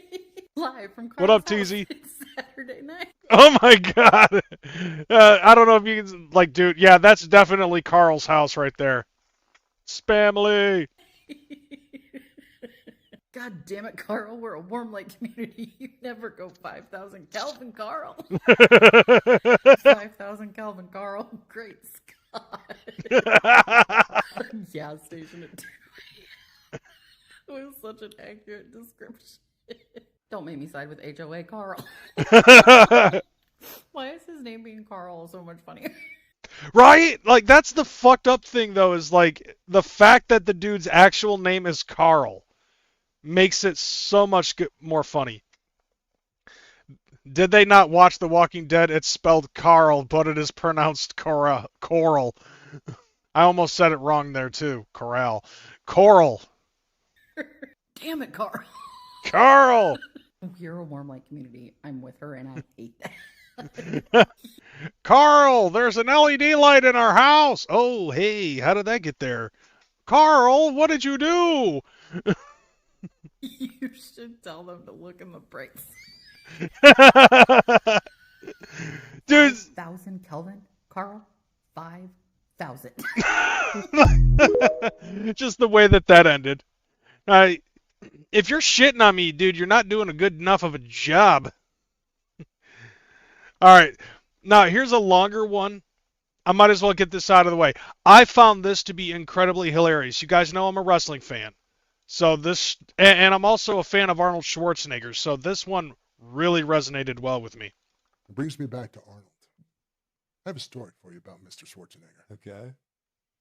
I felt like Arnold and I bonded on Jingle All the Way. I had met a childhood hero. We talked about cigars. We talked about Andre. I felt like I know Arnold Schwarzenegger. I can call Arnold Schwarzenegger at least an acquaintance and quite possibly a friend. Big Show has a hilarious Arnold Schwarzenegger story. I mean, it's lengthy, but it's worth the listen. A couple years go by, doing something. Arnold's there. I come up. Hey, Arnold. He looks at me. Arnold Schwarzenegger, nice to meet you. It's like, oh, shit, he doesn't remember me. Wow, that sucks. But, hey, I get it. He's Arnold. Who am I at the time then? Some time goes by again. Now, meanwhile, I'm getting a little bit more famous and a little bit more recognizable. Mhm. I'm starting to understand that people don't forget me. Run into him again. I mean, it's hard to forget Hey, a guy Arnold, who's like Arnold 7'4". Schwarzenegger, nice to meet you. I'm like, wow, he really doesn't remember meeting me. Like, okay, well, it's Arnold, busy dude, a lot going on. So now he comes to like WWE Raw, I think it was. Joe Manganiello's there. So I think he's governor at the time, actually, because he had security. So I went by to say hi to Arnold. Governor. Again, I'm still looking for that, oh, I remember you. Yeah. Yeah. We made a movie together. Like, dude, you slapped me in the nuts. We bonded. Like, dude, really? So I go in. I'm going to jingle your halls, buddy. The security says, oh, Big Show, you want to say hi to Arnold? I said, yeah, man, absolutely. So he opens the door. I go in the dressing room. Joe's there. I meet Joe. Joe and I became fast friends. We have D&D and just, I like Joe Manganiello a lot. Just a good dude. Imagine Big Show playing Dungeons and Dragons. I guarantee you that on his character sheet, he's a fucking halfling. I guarantee it. So Arnold's in a conversation. Arnold turns around, looks right at me, and goes, Arnold Schwarzenegger, nice to meet you. And I'm like, ooh, damn. Like, really? This is number 4 now. This is 4 times you've met me. I get if you don't remember my name, but now you don't remember me? Yeah. Like, okay. It's getting Didn't fucking sell. Even heated. Joe's looking at me like, oh, that's kind of rough. How do you forget a guy who's 7 feet tall? Well, yeah. And even Yeah. Joe, it's funny, Joe says, weren't you in Jingle All the Way? I'm like, yeah, I was. All right, man, I gotta get to work. I'm pissed. So now this is going on. I would see him at Gold. I'm on the wall in Gold's Gym in Venice. I'm on the freaking wall. Okay? Like, And he works out there every day. I know he's walked by and seen that picture. I know he has. So I see Arnold in the gym. He's walking. I just went, hey, what's up, Arnold? He stops, turns around, sticks out his hand, goes, Arnold Schwarzenegger, nice to meet you. And I'm like this over dramatic, like it's the first time we've ever meeting. Bro, I couldn't work out. I was like, wow, this son of a bitch. Like, I mean, Arnold was living in my head rent free. I'm like, you know what? Next time he's around, I'm not going to say hi to him. I'm not going to do it. I'm not going to do it. So then I get a call from WWE that I have to go to the Arnold Classic. He's given an award. WWE had done something, and he's given an award. So they want me to get it. Okay. So I'm there with Mark Henry. And Mark Henry knows this whole story. And Mark Henry's trying to calm me down. Because I'm like, no, you know what? If he pulls that nice to meet you shit, I'm going to go off. I said, there's respect, and there's like, nah, man, you're going to remember me this time. You might not ever like me, but you're going to remember me. Like, this is bullshit. And Mark's like, man, calm down, dude. Like, it's not that big a deal. I'm like, nah, dude. He's going to remember me. I'm like, no, this is bullshit. So I've created this whole scenario in my mind that I am so unmemorable that Arnold can't take the time to remember me, but he knows all these stories about Andre. So it's like, really? Yeah, I in this case, I would totally agree with Big Show on this one because, like, Big Show, because of the fact that he's a giant, and Andre the Giant is also a giant. Like, when he broke into WCW, he was billed as being the son of Andre the Giant. Like, that was originally his fucking gimmick. And so, like, being the fact that they're both giants, he's constantly compared to Andre the Giant. So in his mind, to have Arnold fucking have all these stories about Andre the Giant, and after all these years since Jingle All the Way not acknowledging Big Show, I could see why that would get under his skin. Okay. All right. You're going to remember me now. So while I'm waiting off to the side to go out to get this award that he's presenting, he starts telling stories.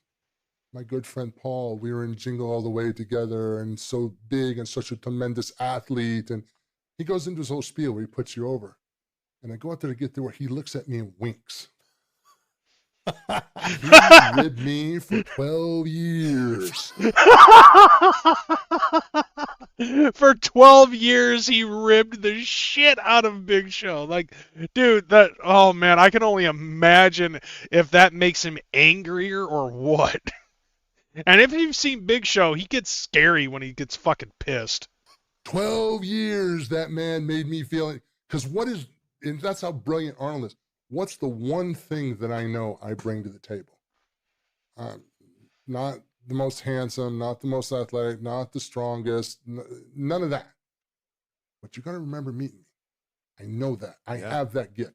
You don't forget meeting me. That's my ticket to the dance. Sure. He knew that would be my card, and he took that from me for 12 years. For 12 years. For 12 years, he lived rent-free in my head. And I was like, thank you very much. And then I went out, the rest of the thing, I was just like, I told Mark, I said, dude, it was a work the whole time. He went, Mark liked to pee himself laughing so hard. He fell over slapping. And he says, oh, that's great. I'm like, no, man, that's not cool, man. He was in my head for 12 years, man. 12 years. What a story. That's a great story. I mean, that's fucking hilarious, but I want to say fucking poor Big Show, but that's fucking hilarious to me. Oh my god. Okay. Let's see. What else do we got here? Okay, Okay. So, yeah, I like that story. That was like something I felt like it's got a great lead up. The payoff I felt like was really good. Fucking just the way that he tells the story and how it how it evolves and grows over the course of the last 5 minutes. I love that. I like that story. All right, so now we're probably going to get a little bit into politics, and some of these things are going to be a little bit on the serious side. So now's your time to fucking bounce if you don't want to hear it. But there was a video that I came across. Like, I don't know if you guys ever watched Candace Owens or anything like that, but ever since Charlie Kirk passed away, she's been on this mission to try to figure out who the real killer is and all this other stuff. And she's been blaming Bibi Netanyahu, and it has something to do with Erica Kirk and like somebody on the inside of TPUSA, possibly Erica Kirk. Like, she's on this, like, her fucking focus is now no longer on trying to find out who the killer is, and it's basically just to fucking dunk on Erica Kirk. And somebody decided to make a parody of basically what most of her fucking episodes are like. So here we go. All right, you guys, I have a show for you. Do we have a show today? We're going to be covering what's really going on, because some things just don't add up. They just don't add up. And we're going to take a journey. We're going to take a journey to uncover the truth. And we're so close, you guys. We're so close. Like, that is fucking peak accuracy of how Candace Owens does her goddamn show. This is the reason why I don't watch her show. Inside Charlie and Erica Kirk's married life. Yeah, basically. We're so close. So close. As many of you know, I've been gathering information from my mommy sleuths, those who live near Erica Kirk and around Erica Kirk, and they have told me some very interesting information, some very interesting things that are just bizarre. Sources have told me that while Charlie was alive, him and Erica Kirk actually lived in the same house, and Erica would monitor his every move. They spent a lot of time together. Sources have told me that they even slept in the same bedroom, okay? Which is bizarre. I don't know why you would do that. Like, if you're married, you know, why would you do that? You know, like, the big info drop is always on the next show, never comes. Yeah, because she understands that her fucking fan base is so used to the lead up that she never has to fucking give the payoff, and they'll still watch her. I'm glad I never got sucked into that shit. I don't know how you could sleep and share a bed with somebody. I don't know how you could do that, and that would certainly affect your sleep. But Charlie was controlled. Charlie was clearly controlled. Apparently, Erica cooked for him. She cooked him meals, which means Not only was his schedule controlled, but his diet, the very food that he would eat, was monitored and controlled. Okay? To have somebody in the same house as you all the time, monitoring your every move, controlling what you do, controlling what you eat for breakfast, for lunch, and breakfast for lunch, diner, all 3 meals. Okay, something doesn't feel right.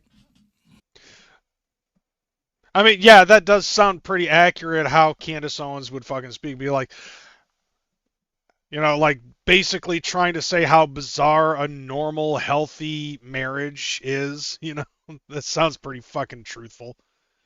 Doesn't add up. Other sources close to the Kirks informed me that Eric and Charlie would engage in these rituals in which they would literally exchange bodily fluids, okay? In some sort of experiment to try to make children. They would try to make children in this satanic ritualistic way, okay? This was some sort of act, some sort of experiment. Yeah, it was all the mind control from the food that she cooked him for breakfast, lunch, and dinner. And that would make it so he was more susceptible to sex, I guess. Likely funded by Israel, funded by the Mossad. They would do this to create human beings, especially children. This was obviously, it's so obvious.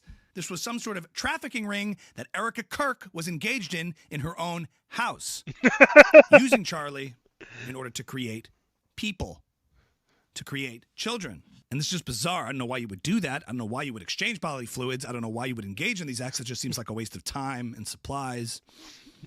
But something's going on here. Something doesn't feel right. And this is just weird. This is just bizarre. And I know this because I'm married. I have a husband, okay? And obviously we do not share a bedroom. We do not share a house. We live separate lives, which is normal. Which is normal. And it's normal. Tune in next week, guys, and I'll teach you how to make him a sandwich. So you control your husband's food, too? Darling, just the sausage in a bun, please. I like that's fucking accurate as shit. As the Hexa said, it's recently been leaked that Candace has ties to the SPLC. If you know, you know. Follow the money. It's always been a LARP. Yeah, her, Tucker Carlson, and Nick Fuentes, I believe. Yeah, that's been interesting. So, like, if you don't know, the SPLC is basically it's basically a fucking project. And it turns out that, like, what it's supposed to be doing is it's supposed to be fighting towards, it's fighting against groups like the KKK, the fucking white supremacist movement and shit like that. But the funny thing is that it's actually been it's basically been giving the money to those hate groups in order to create hate, so that way they have something to fight against. It's been a fucking circular thing. And then there's also been other people that they have given money to in order to expel rhetoric, in order to create fucking like, you know, like these protests and shit like that. And then they've also got other things. Most people would probably say it's like psyop shit or whatever, you know, but it's funny because, like, ever since the SPLC had been exposed, which has been recently, Candace Owens disappeared. Nick Fuentes kind of disappeared. Tucker Carlson kind of disappeared. Like, they're basically, like, they all went off the grid and said that they decided to take some time off and take a trip to Italy. All of them. And I think that that's kind of funny. Because, yeah, like nothing says I'm guilty like fucking doing shit like that. At the same time in California, and this, I think, I know some people don't like the news coming from this channel, but I do feel like that this is important, especially since we as a group of people there was this one time when we all went to Washington, D.C. to fight against the government because they were violating our freedom. and shit. I don't know if you remember that. And I do believe in the freedom of speech. I do believe that we have the right to express ourselves freely. And so like the FBI going towards us was fucking in violation of our First Amendment rights. And so what I'm about to show you actually is a blatant violation of our First Amendment rights. So if you remember the guy Nick Shirley that ended up uncovering that fraud in Minnesota, well, I believe I showed you guys that he also ended up uncovering fraud in California.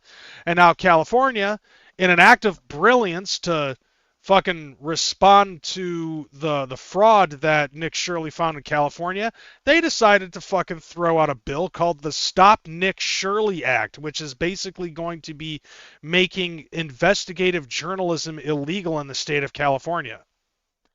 Clear violation of the First Amendment rights. But anyways, yeah, so Nick Shirley decided to confront the authors. And this is just a clip. You can actually go on Nick Shirley's YouTube channel and you can watch the full fucking thing. But here's a clip. Here's one of the authors of the bill. How are you guys doing? We just want to ask you Susan Rubio. about the bill and why you guys would pass this bill that really is an attack on free speech. I am not even sure what you're talking about. Really? You said an author. I don't think Yes. that's Literally is a Did you co-author. sign to pass this bill? The AB 26? No, I don't 24? know what you're talking about. Do you know what I'm talking about? No. You do not. No, Are you you guys serious? are just talking about something. Something random. Okay.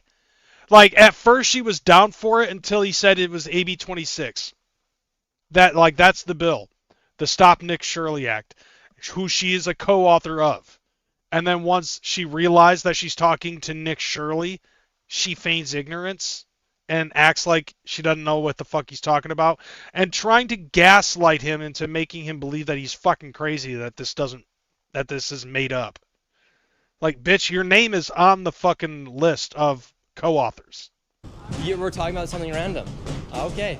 Speaker Rivas, how are you doing? What do you think about the Stop Nick Shirley Act, AB 2624? I don't know anything about it. Oh, did you see that though? Hold on a second. Did you notice that when he fucking went up to Senator We're talking about something random. to dude? Okay. Watch this. Okay, so he approaches Rivas. Rivas shoulder checks him out of the way to try to make him bump into one of those concrete pillars. Tries to ignore him, realizes that Nick Shirley's not going away, and then he says, "Oh, I don't know what you're talking about." Like the whole fucking, like, make that make sense. Speaker Rivas, how are you doing? Speaker of the House. What do you think about the Stop Nick Shirley Act? See, like right there, you see, he bumps into him. That's assault. That's technically assault. AB 2624.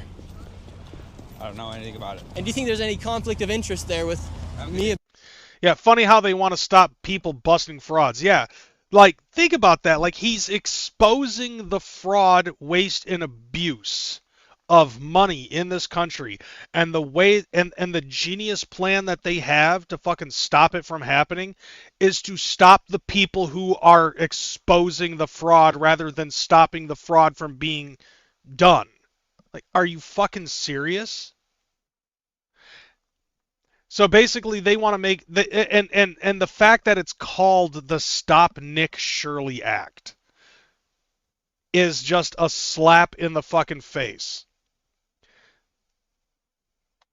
Now, I know that a lot of us are fucking dumb and dull-witted and stuff like that in this community, but let's be realistic here. I see no difference in this than what we did at fucking Washington, D.C. at the march.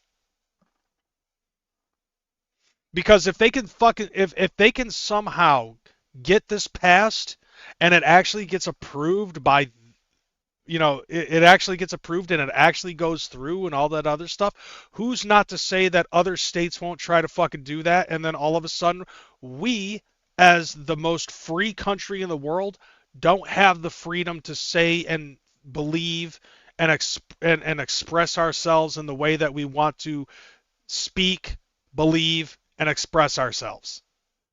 To basically uncover things through journalism, freedom of the press, freedom of religion, freedom to petition. Okay? Like that right now is the only thing that's not being attacked in the First Amendment is the right to protest. But like if somebody is noticing that there's a lot of fraud and they figure it out and they expose that shit through investigative journalism, that's going to be illegal? You're trying to stop somebody from fucking saying what's really going on in this country and to expose it to the public who deserves to see this shit. All right, so here we go. Here's some more. Bonta and her husband being the AG. That just shows you everything you need to know. These people won't even answer the questions. You're a co-author of the Stop Nick Shirley Act. Oh, you know who I am. My name's Nick. She goes, who are you? Oh, you know who I am. I'm Nick Shirley. I'm the guy whose name is on this bill. I'm the one you're trying to stop. Yeah, they try labeling him as a vigilante. No, he's an investigative journalism. Like, see, here's the problem is that there's so many fucking people that are so used to softball questions when they're getting interviewed. And the thing about that is that's more controlled. When you have man on the street asking hardball questions, that's a fucking vigilante. What is he, fucking Batman? No, he's not. He's just a guy with a fucking clipboard asking questions to try to figure out this shit. You know what I'm saying? I know dude, that is a very apt description.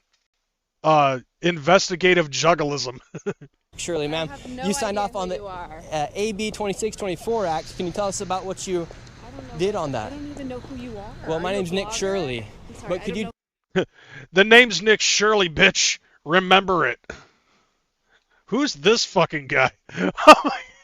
Why do I know how to where to stop on these fucking videos?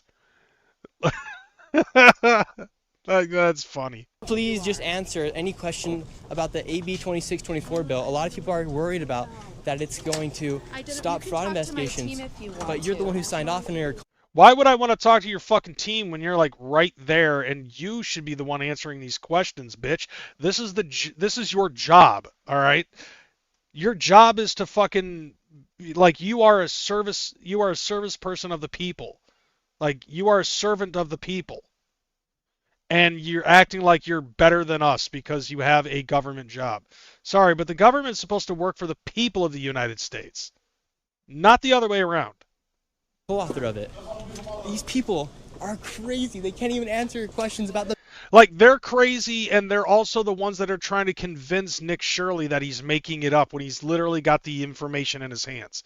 It's kind of like a friend of mine once said, like, you could have a red car, and you could tell somebody that the car is red, and they will try to tell you that the car is fucking blue. And you're like, no, literally, look at the car, it's fucking red. Well, if you look at it from a certain angle and the light's fucking hitting it the right way, it could be blue.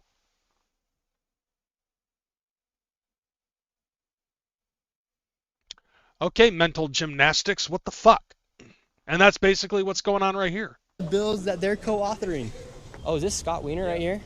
Now, this lady right here that he interviews in the video on his own channel, she's actually in favor of Nick Shirley.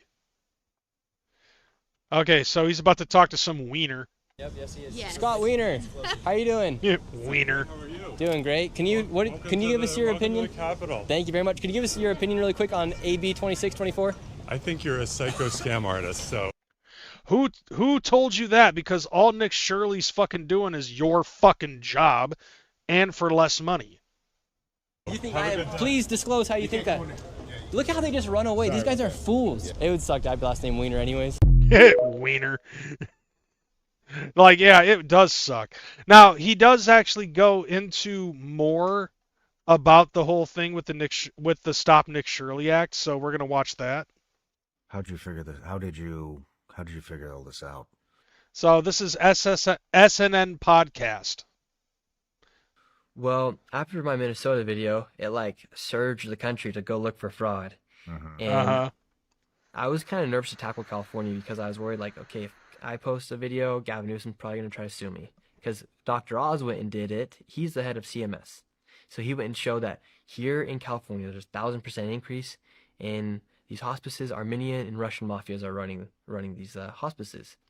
That's ballsy, to be perfectly fucking honest. No, like, investigating the fucking fraud in hospices when he knows that they're fucking run by Armenian and Russian mafias. And I believe I showed videos of that on this here fucking show too, about a month ago, when he first started fucking investigating that shit. Yeah, they Armenian as fuck.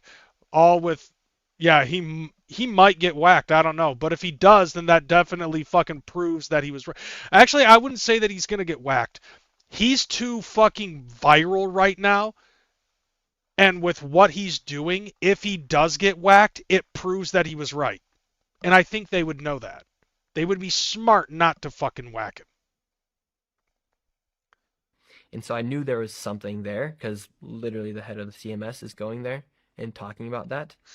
And so then I started looking into all the data. After my video, the HHS actually released the databases of the HHS to then, you could go then scan through it. So then I started going through that data. I located these hospices. I said, okay, I'm going to go see what's happening at these.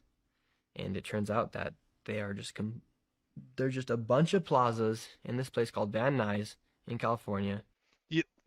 The fucking subtitles spelled Nuys wrong. That's what I'm doing right here. Investigative juggalism. You just fucking, like, make fun of everything and post AI slop just to piss off Wrath, which, don't get me wrong, is entertaining. In LA that just have literally 10 to 89 hospices in one building. Yeah, I showed that video. Dude, this is just like the Minnesota shit. Yeah, it might even be worse. It is worse. Because one in... I mean, with Minnesota, it was just leering centers. And with California, like, hospices bring in much more money. Because if you think about it, like, the idea behind a hospice is that a hospice is basically where you're going to go to fucking die peacefully, you know? Like, that's what hospices are generally for. And most of these hospices that are in California are saying that they are having a much more successful rate of people living and surviving and stuff like that. Yeah, exactly, Swill. You go there to die. Like, that is the fucking, that is the old Yeller way that we fucking do human beings. We just throw them in a hospice and just feed them morphine in the vein until they fucking sleep big sleep at that point. And most of these hospices are showing that they don't have the normal percentage of death rate. Like, the death rate of most hospices is like 97%. And some of these other hospices that are in California are showing like 50, 60, 70% survival rate. I wonder if McDonald's is connected. It's funny. The McDonald's the McDonald's human meat story pops up about as often as the Violent J's letter. Just, if you know, you know. Third of the hospices in America are in LA County.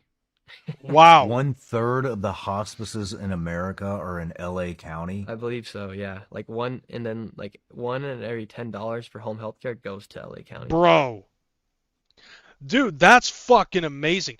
Do you guys remember a few months ago when Gavin Newsom was basically bragging about how much money California's worth and that they are the number 4, like the state of California alone is like number 4 in the top rated fucking export areas and shit?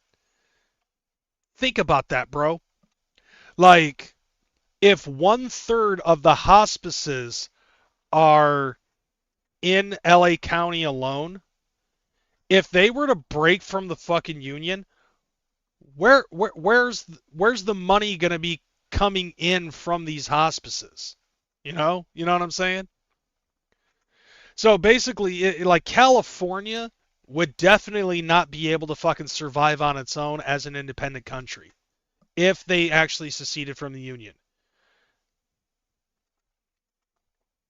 Because just like a lot of other countries in the just like NATO, California needs the rest of America in order to survive. And they're hemorrhaging money too. And the only thing that's really keeping California like, you would think that it's Hollywood, with the amount of movies and animation that comes out of Hollywood, California, and Los Angeles, California, you would think that would be all, like the main export and shit like that.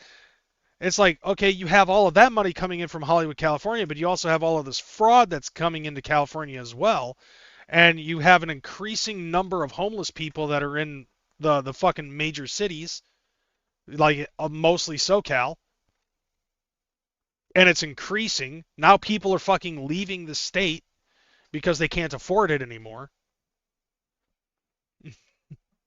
You got all this fraud too that's coming in.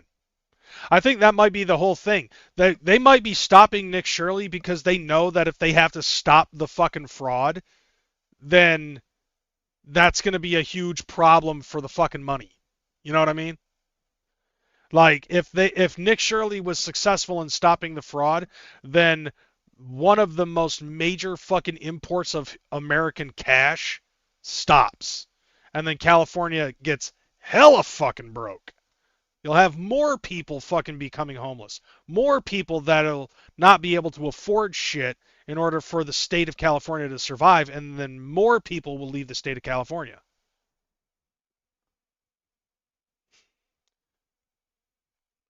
And I know that I have some people in this chat that are Californian, but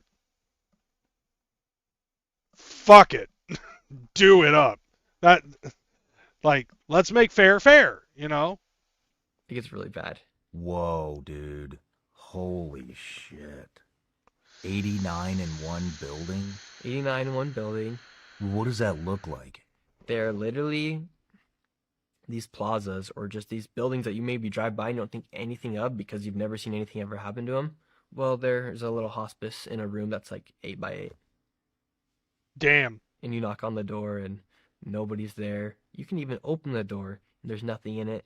And then if someone is in it, it's literally like one desk. And it's one of these, usually Armenians, especially in California. The look on his face as he's talking about this, like, you get the feeling like he's worried that something's gonna happen to him. But he has to fucking do his due diligence, This is his civic duty as an investigative journalist to tell the American people about what's going on. Because it started off like pretty good in 2025. Like, we had Doge for the first 100 days and there was some of it that was uncovered, but after 100 days, Doge had to fucking dissipate. And we've seen so much fuck shit happen in this country with fraud, waste, and abuse. Nick Shirley took it upon himself to fucking expose the shit. And after Minnesota and now California, it's like, what else is going on in this country that nobody fucking knows about, what nobody's fucking talking about? And if anything, I think that we need more people like Nick Shirley.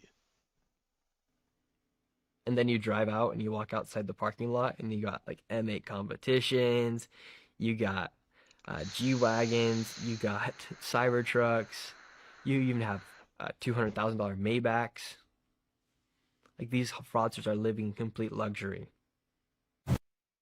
That's fucking insane. And there was also a parody of what Nick Shirley went through.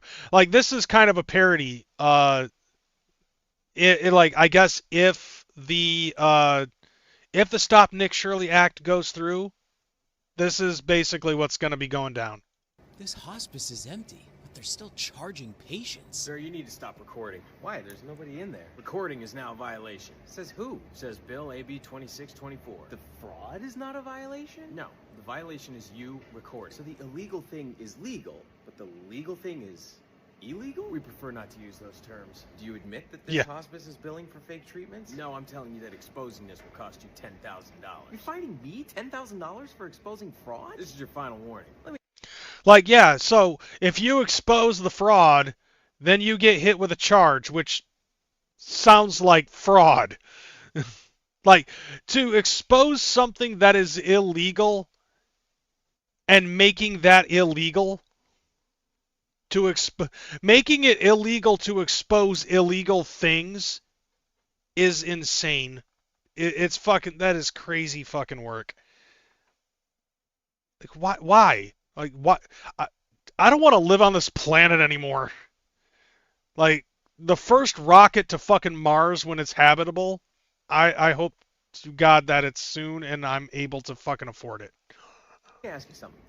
Are you, making money off of this? Sir, I'm asking you to leave. So if I steal money from the taxpayers, that's fine. No, if you expose it, you get fined. Now leave. Who wrote this policy? People who prefer you didn't ask. So let me get this straight. You're committing fraud, but I owe you money? We accept card or cash. So you are saying fraud is legal? No. Right. Because fraud is illegal. Correct. Then why aren't you stopping it? We can't. Why? Because that would be illegal.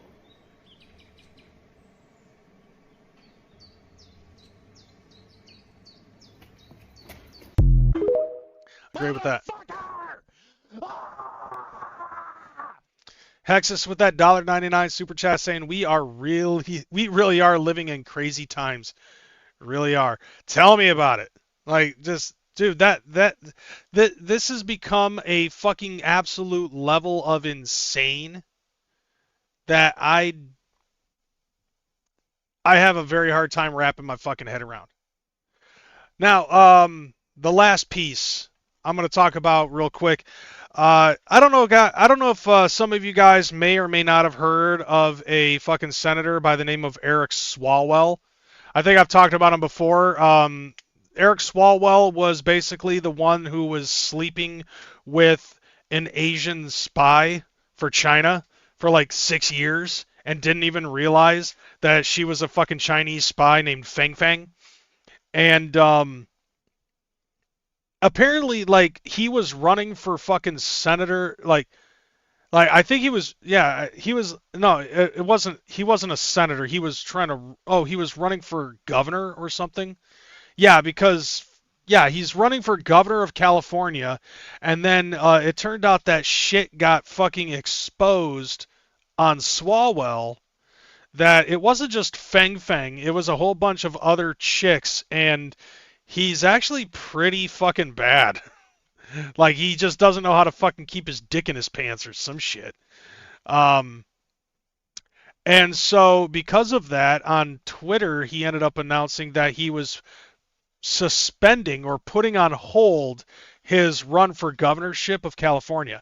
Because as of right now, Gavin Newsom, the current governor of California, is basically out the door. He's trying to become president of the United States. And so we had Eric Swalwell trying to fucking get in as governor, and he was running a whole campaign and all that other shit. But because of something being exposed about him and fucking doing shit with women, not only did he put his governor campaign on hold, but he's also fucking stepped down as senator in the United States. So now that is also available and open. And I came across this on like something from one of my favorite senators, Kennedy, talking about it. Just like another really quick quip from Senator Kennedy. I love this dude. Like, this dude's a whole vibe to me. Here's my impression of Congressman Eric Swalwell eating an ice cream cone. Yeah, Senator John Kennedy criticizes Eric Swalwell after sexual misconduct allegations. Now, let's start over from the beginning. And this is weird because this is coming from Brute. All right, if you don't remember Brute was that fucking aftershave and cologne company. So them sharing this is weird to me. Here's my impression of Congressman Eric Swalwell eating an ice cream cone. You know why I do that? Life is hard, but it's harder when you're stupid. And if you're going to be stupid, by God, you better be tough. This is no country for creepy old men. And Congressman Swalwell, he about to find that out. Karma may be slow, but it's almost always on time. That dude is an entire fucking vibe. And I still find it funny to this day, like the whole Fang Fang thing. And it's hilarious to me because like people keep on calling him Fang Fang on, you know, like keep mentioning the whole Fang Fang thing to him on social media, in person, all that other shit, because it's one of those things that he can't fucking get away from. The fact that he ended up fucking a Chinese spy for 6 fucking years and didn't even realize it. You know, basically telling this side bitch that he had that was that turned out to be a fucking Chinese spy, telling his side bitch all of these fucking things about the government, and she goes, "Oh, I now tell Xi Jinping."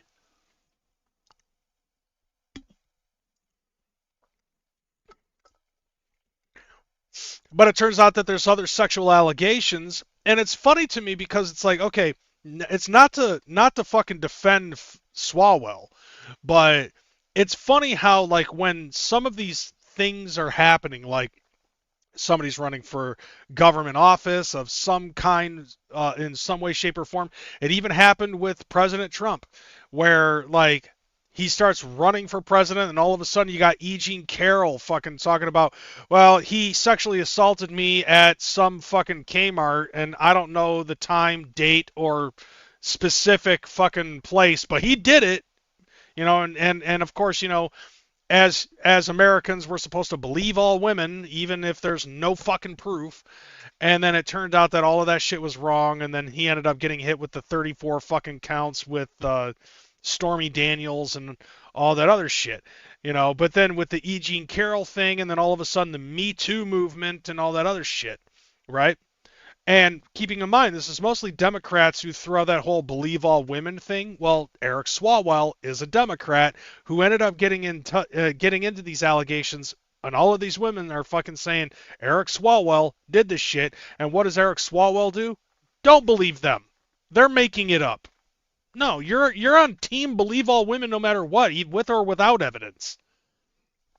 You know what I'm saying? But it's funny because like it wasn't until he was like, I'm gonna run for governor of California. Oh, by the way, he sexually abused me. No, I didn't. Believe all women. Fisher cut bait. Fisher cut bait. Rock at a hard place. You know, that's basically where fucking Swalwell's at. So he's just like, okay, I'm not gonna run for governor anymore. Well, that's not enough. Okay, then I'm no longer gonna be senator. That seat's open now. That's not enough, Swalwell. Like, sorry, but like ever since 2015, we have been in what is known as the cancel culture era. Okay, so like you do the wrong thing and you're trying to fucking do big things and be a big head, you know, big figurehead and shit like that. Yeah, bro. Anything you say or do can and will be used against you in the court of public opinion. Literally. You know, it does, and depending on the person, it doesn't matter what good or bad you fucking do. Somebody's gonna try to fucking shoot you when you're in the middle of a meal. Kind of like what happened earlier I think it was like earlier today or sometime yesterday. Swill ended up fucking bringing that up in the chat earlier. Like the whole thing with that one dude who just happened to fucking be staying at the same hotel that they were having a congressional dinner at, and fucking you heard people firing a shot. Turns out one Secret Service member ended up getting shot by some fucking leftist crazy. Luckily, he was wearing a bulletproof vest and he survived. But when they fucking checked his room, he had a whole bunch of fucking weapons and knives and shit. Really? Like, you didn't... think to pat this guy down and double check to make sure that he didn't have anything dangerous on his person when he decided to check into that hotel knowing that the President of the United States was going to be eating dinner there? My mom ended up telling me about that shit, and she was like, for a couple $100,000, they probably could have just rented out the entire fucking hotel for that night and have it so that way that place would be on full lockdown, and that way the president wouldn't have to fucking worry about a thing. Yeah, I could agree to that. And have it fucking be funded by, I don't know, Trump Tower or some shit. Or wherever the money is coming from to build the fucking ballroom. Because, in all honesty, these dinners like that, that's what the ballroom's for.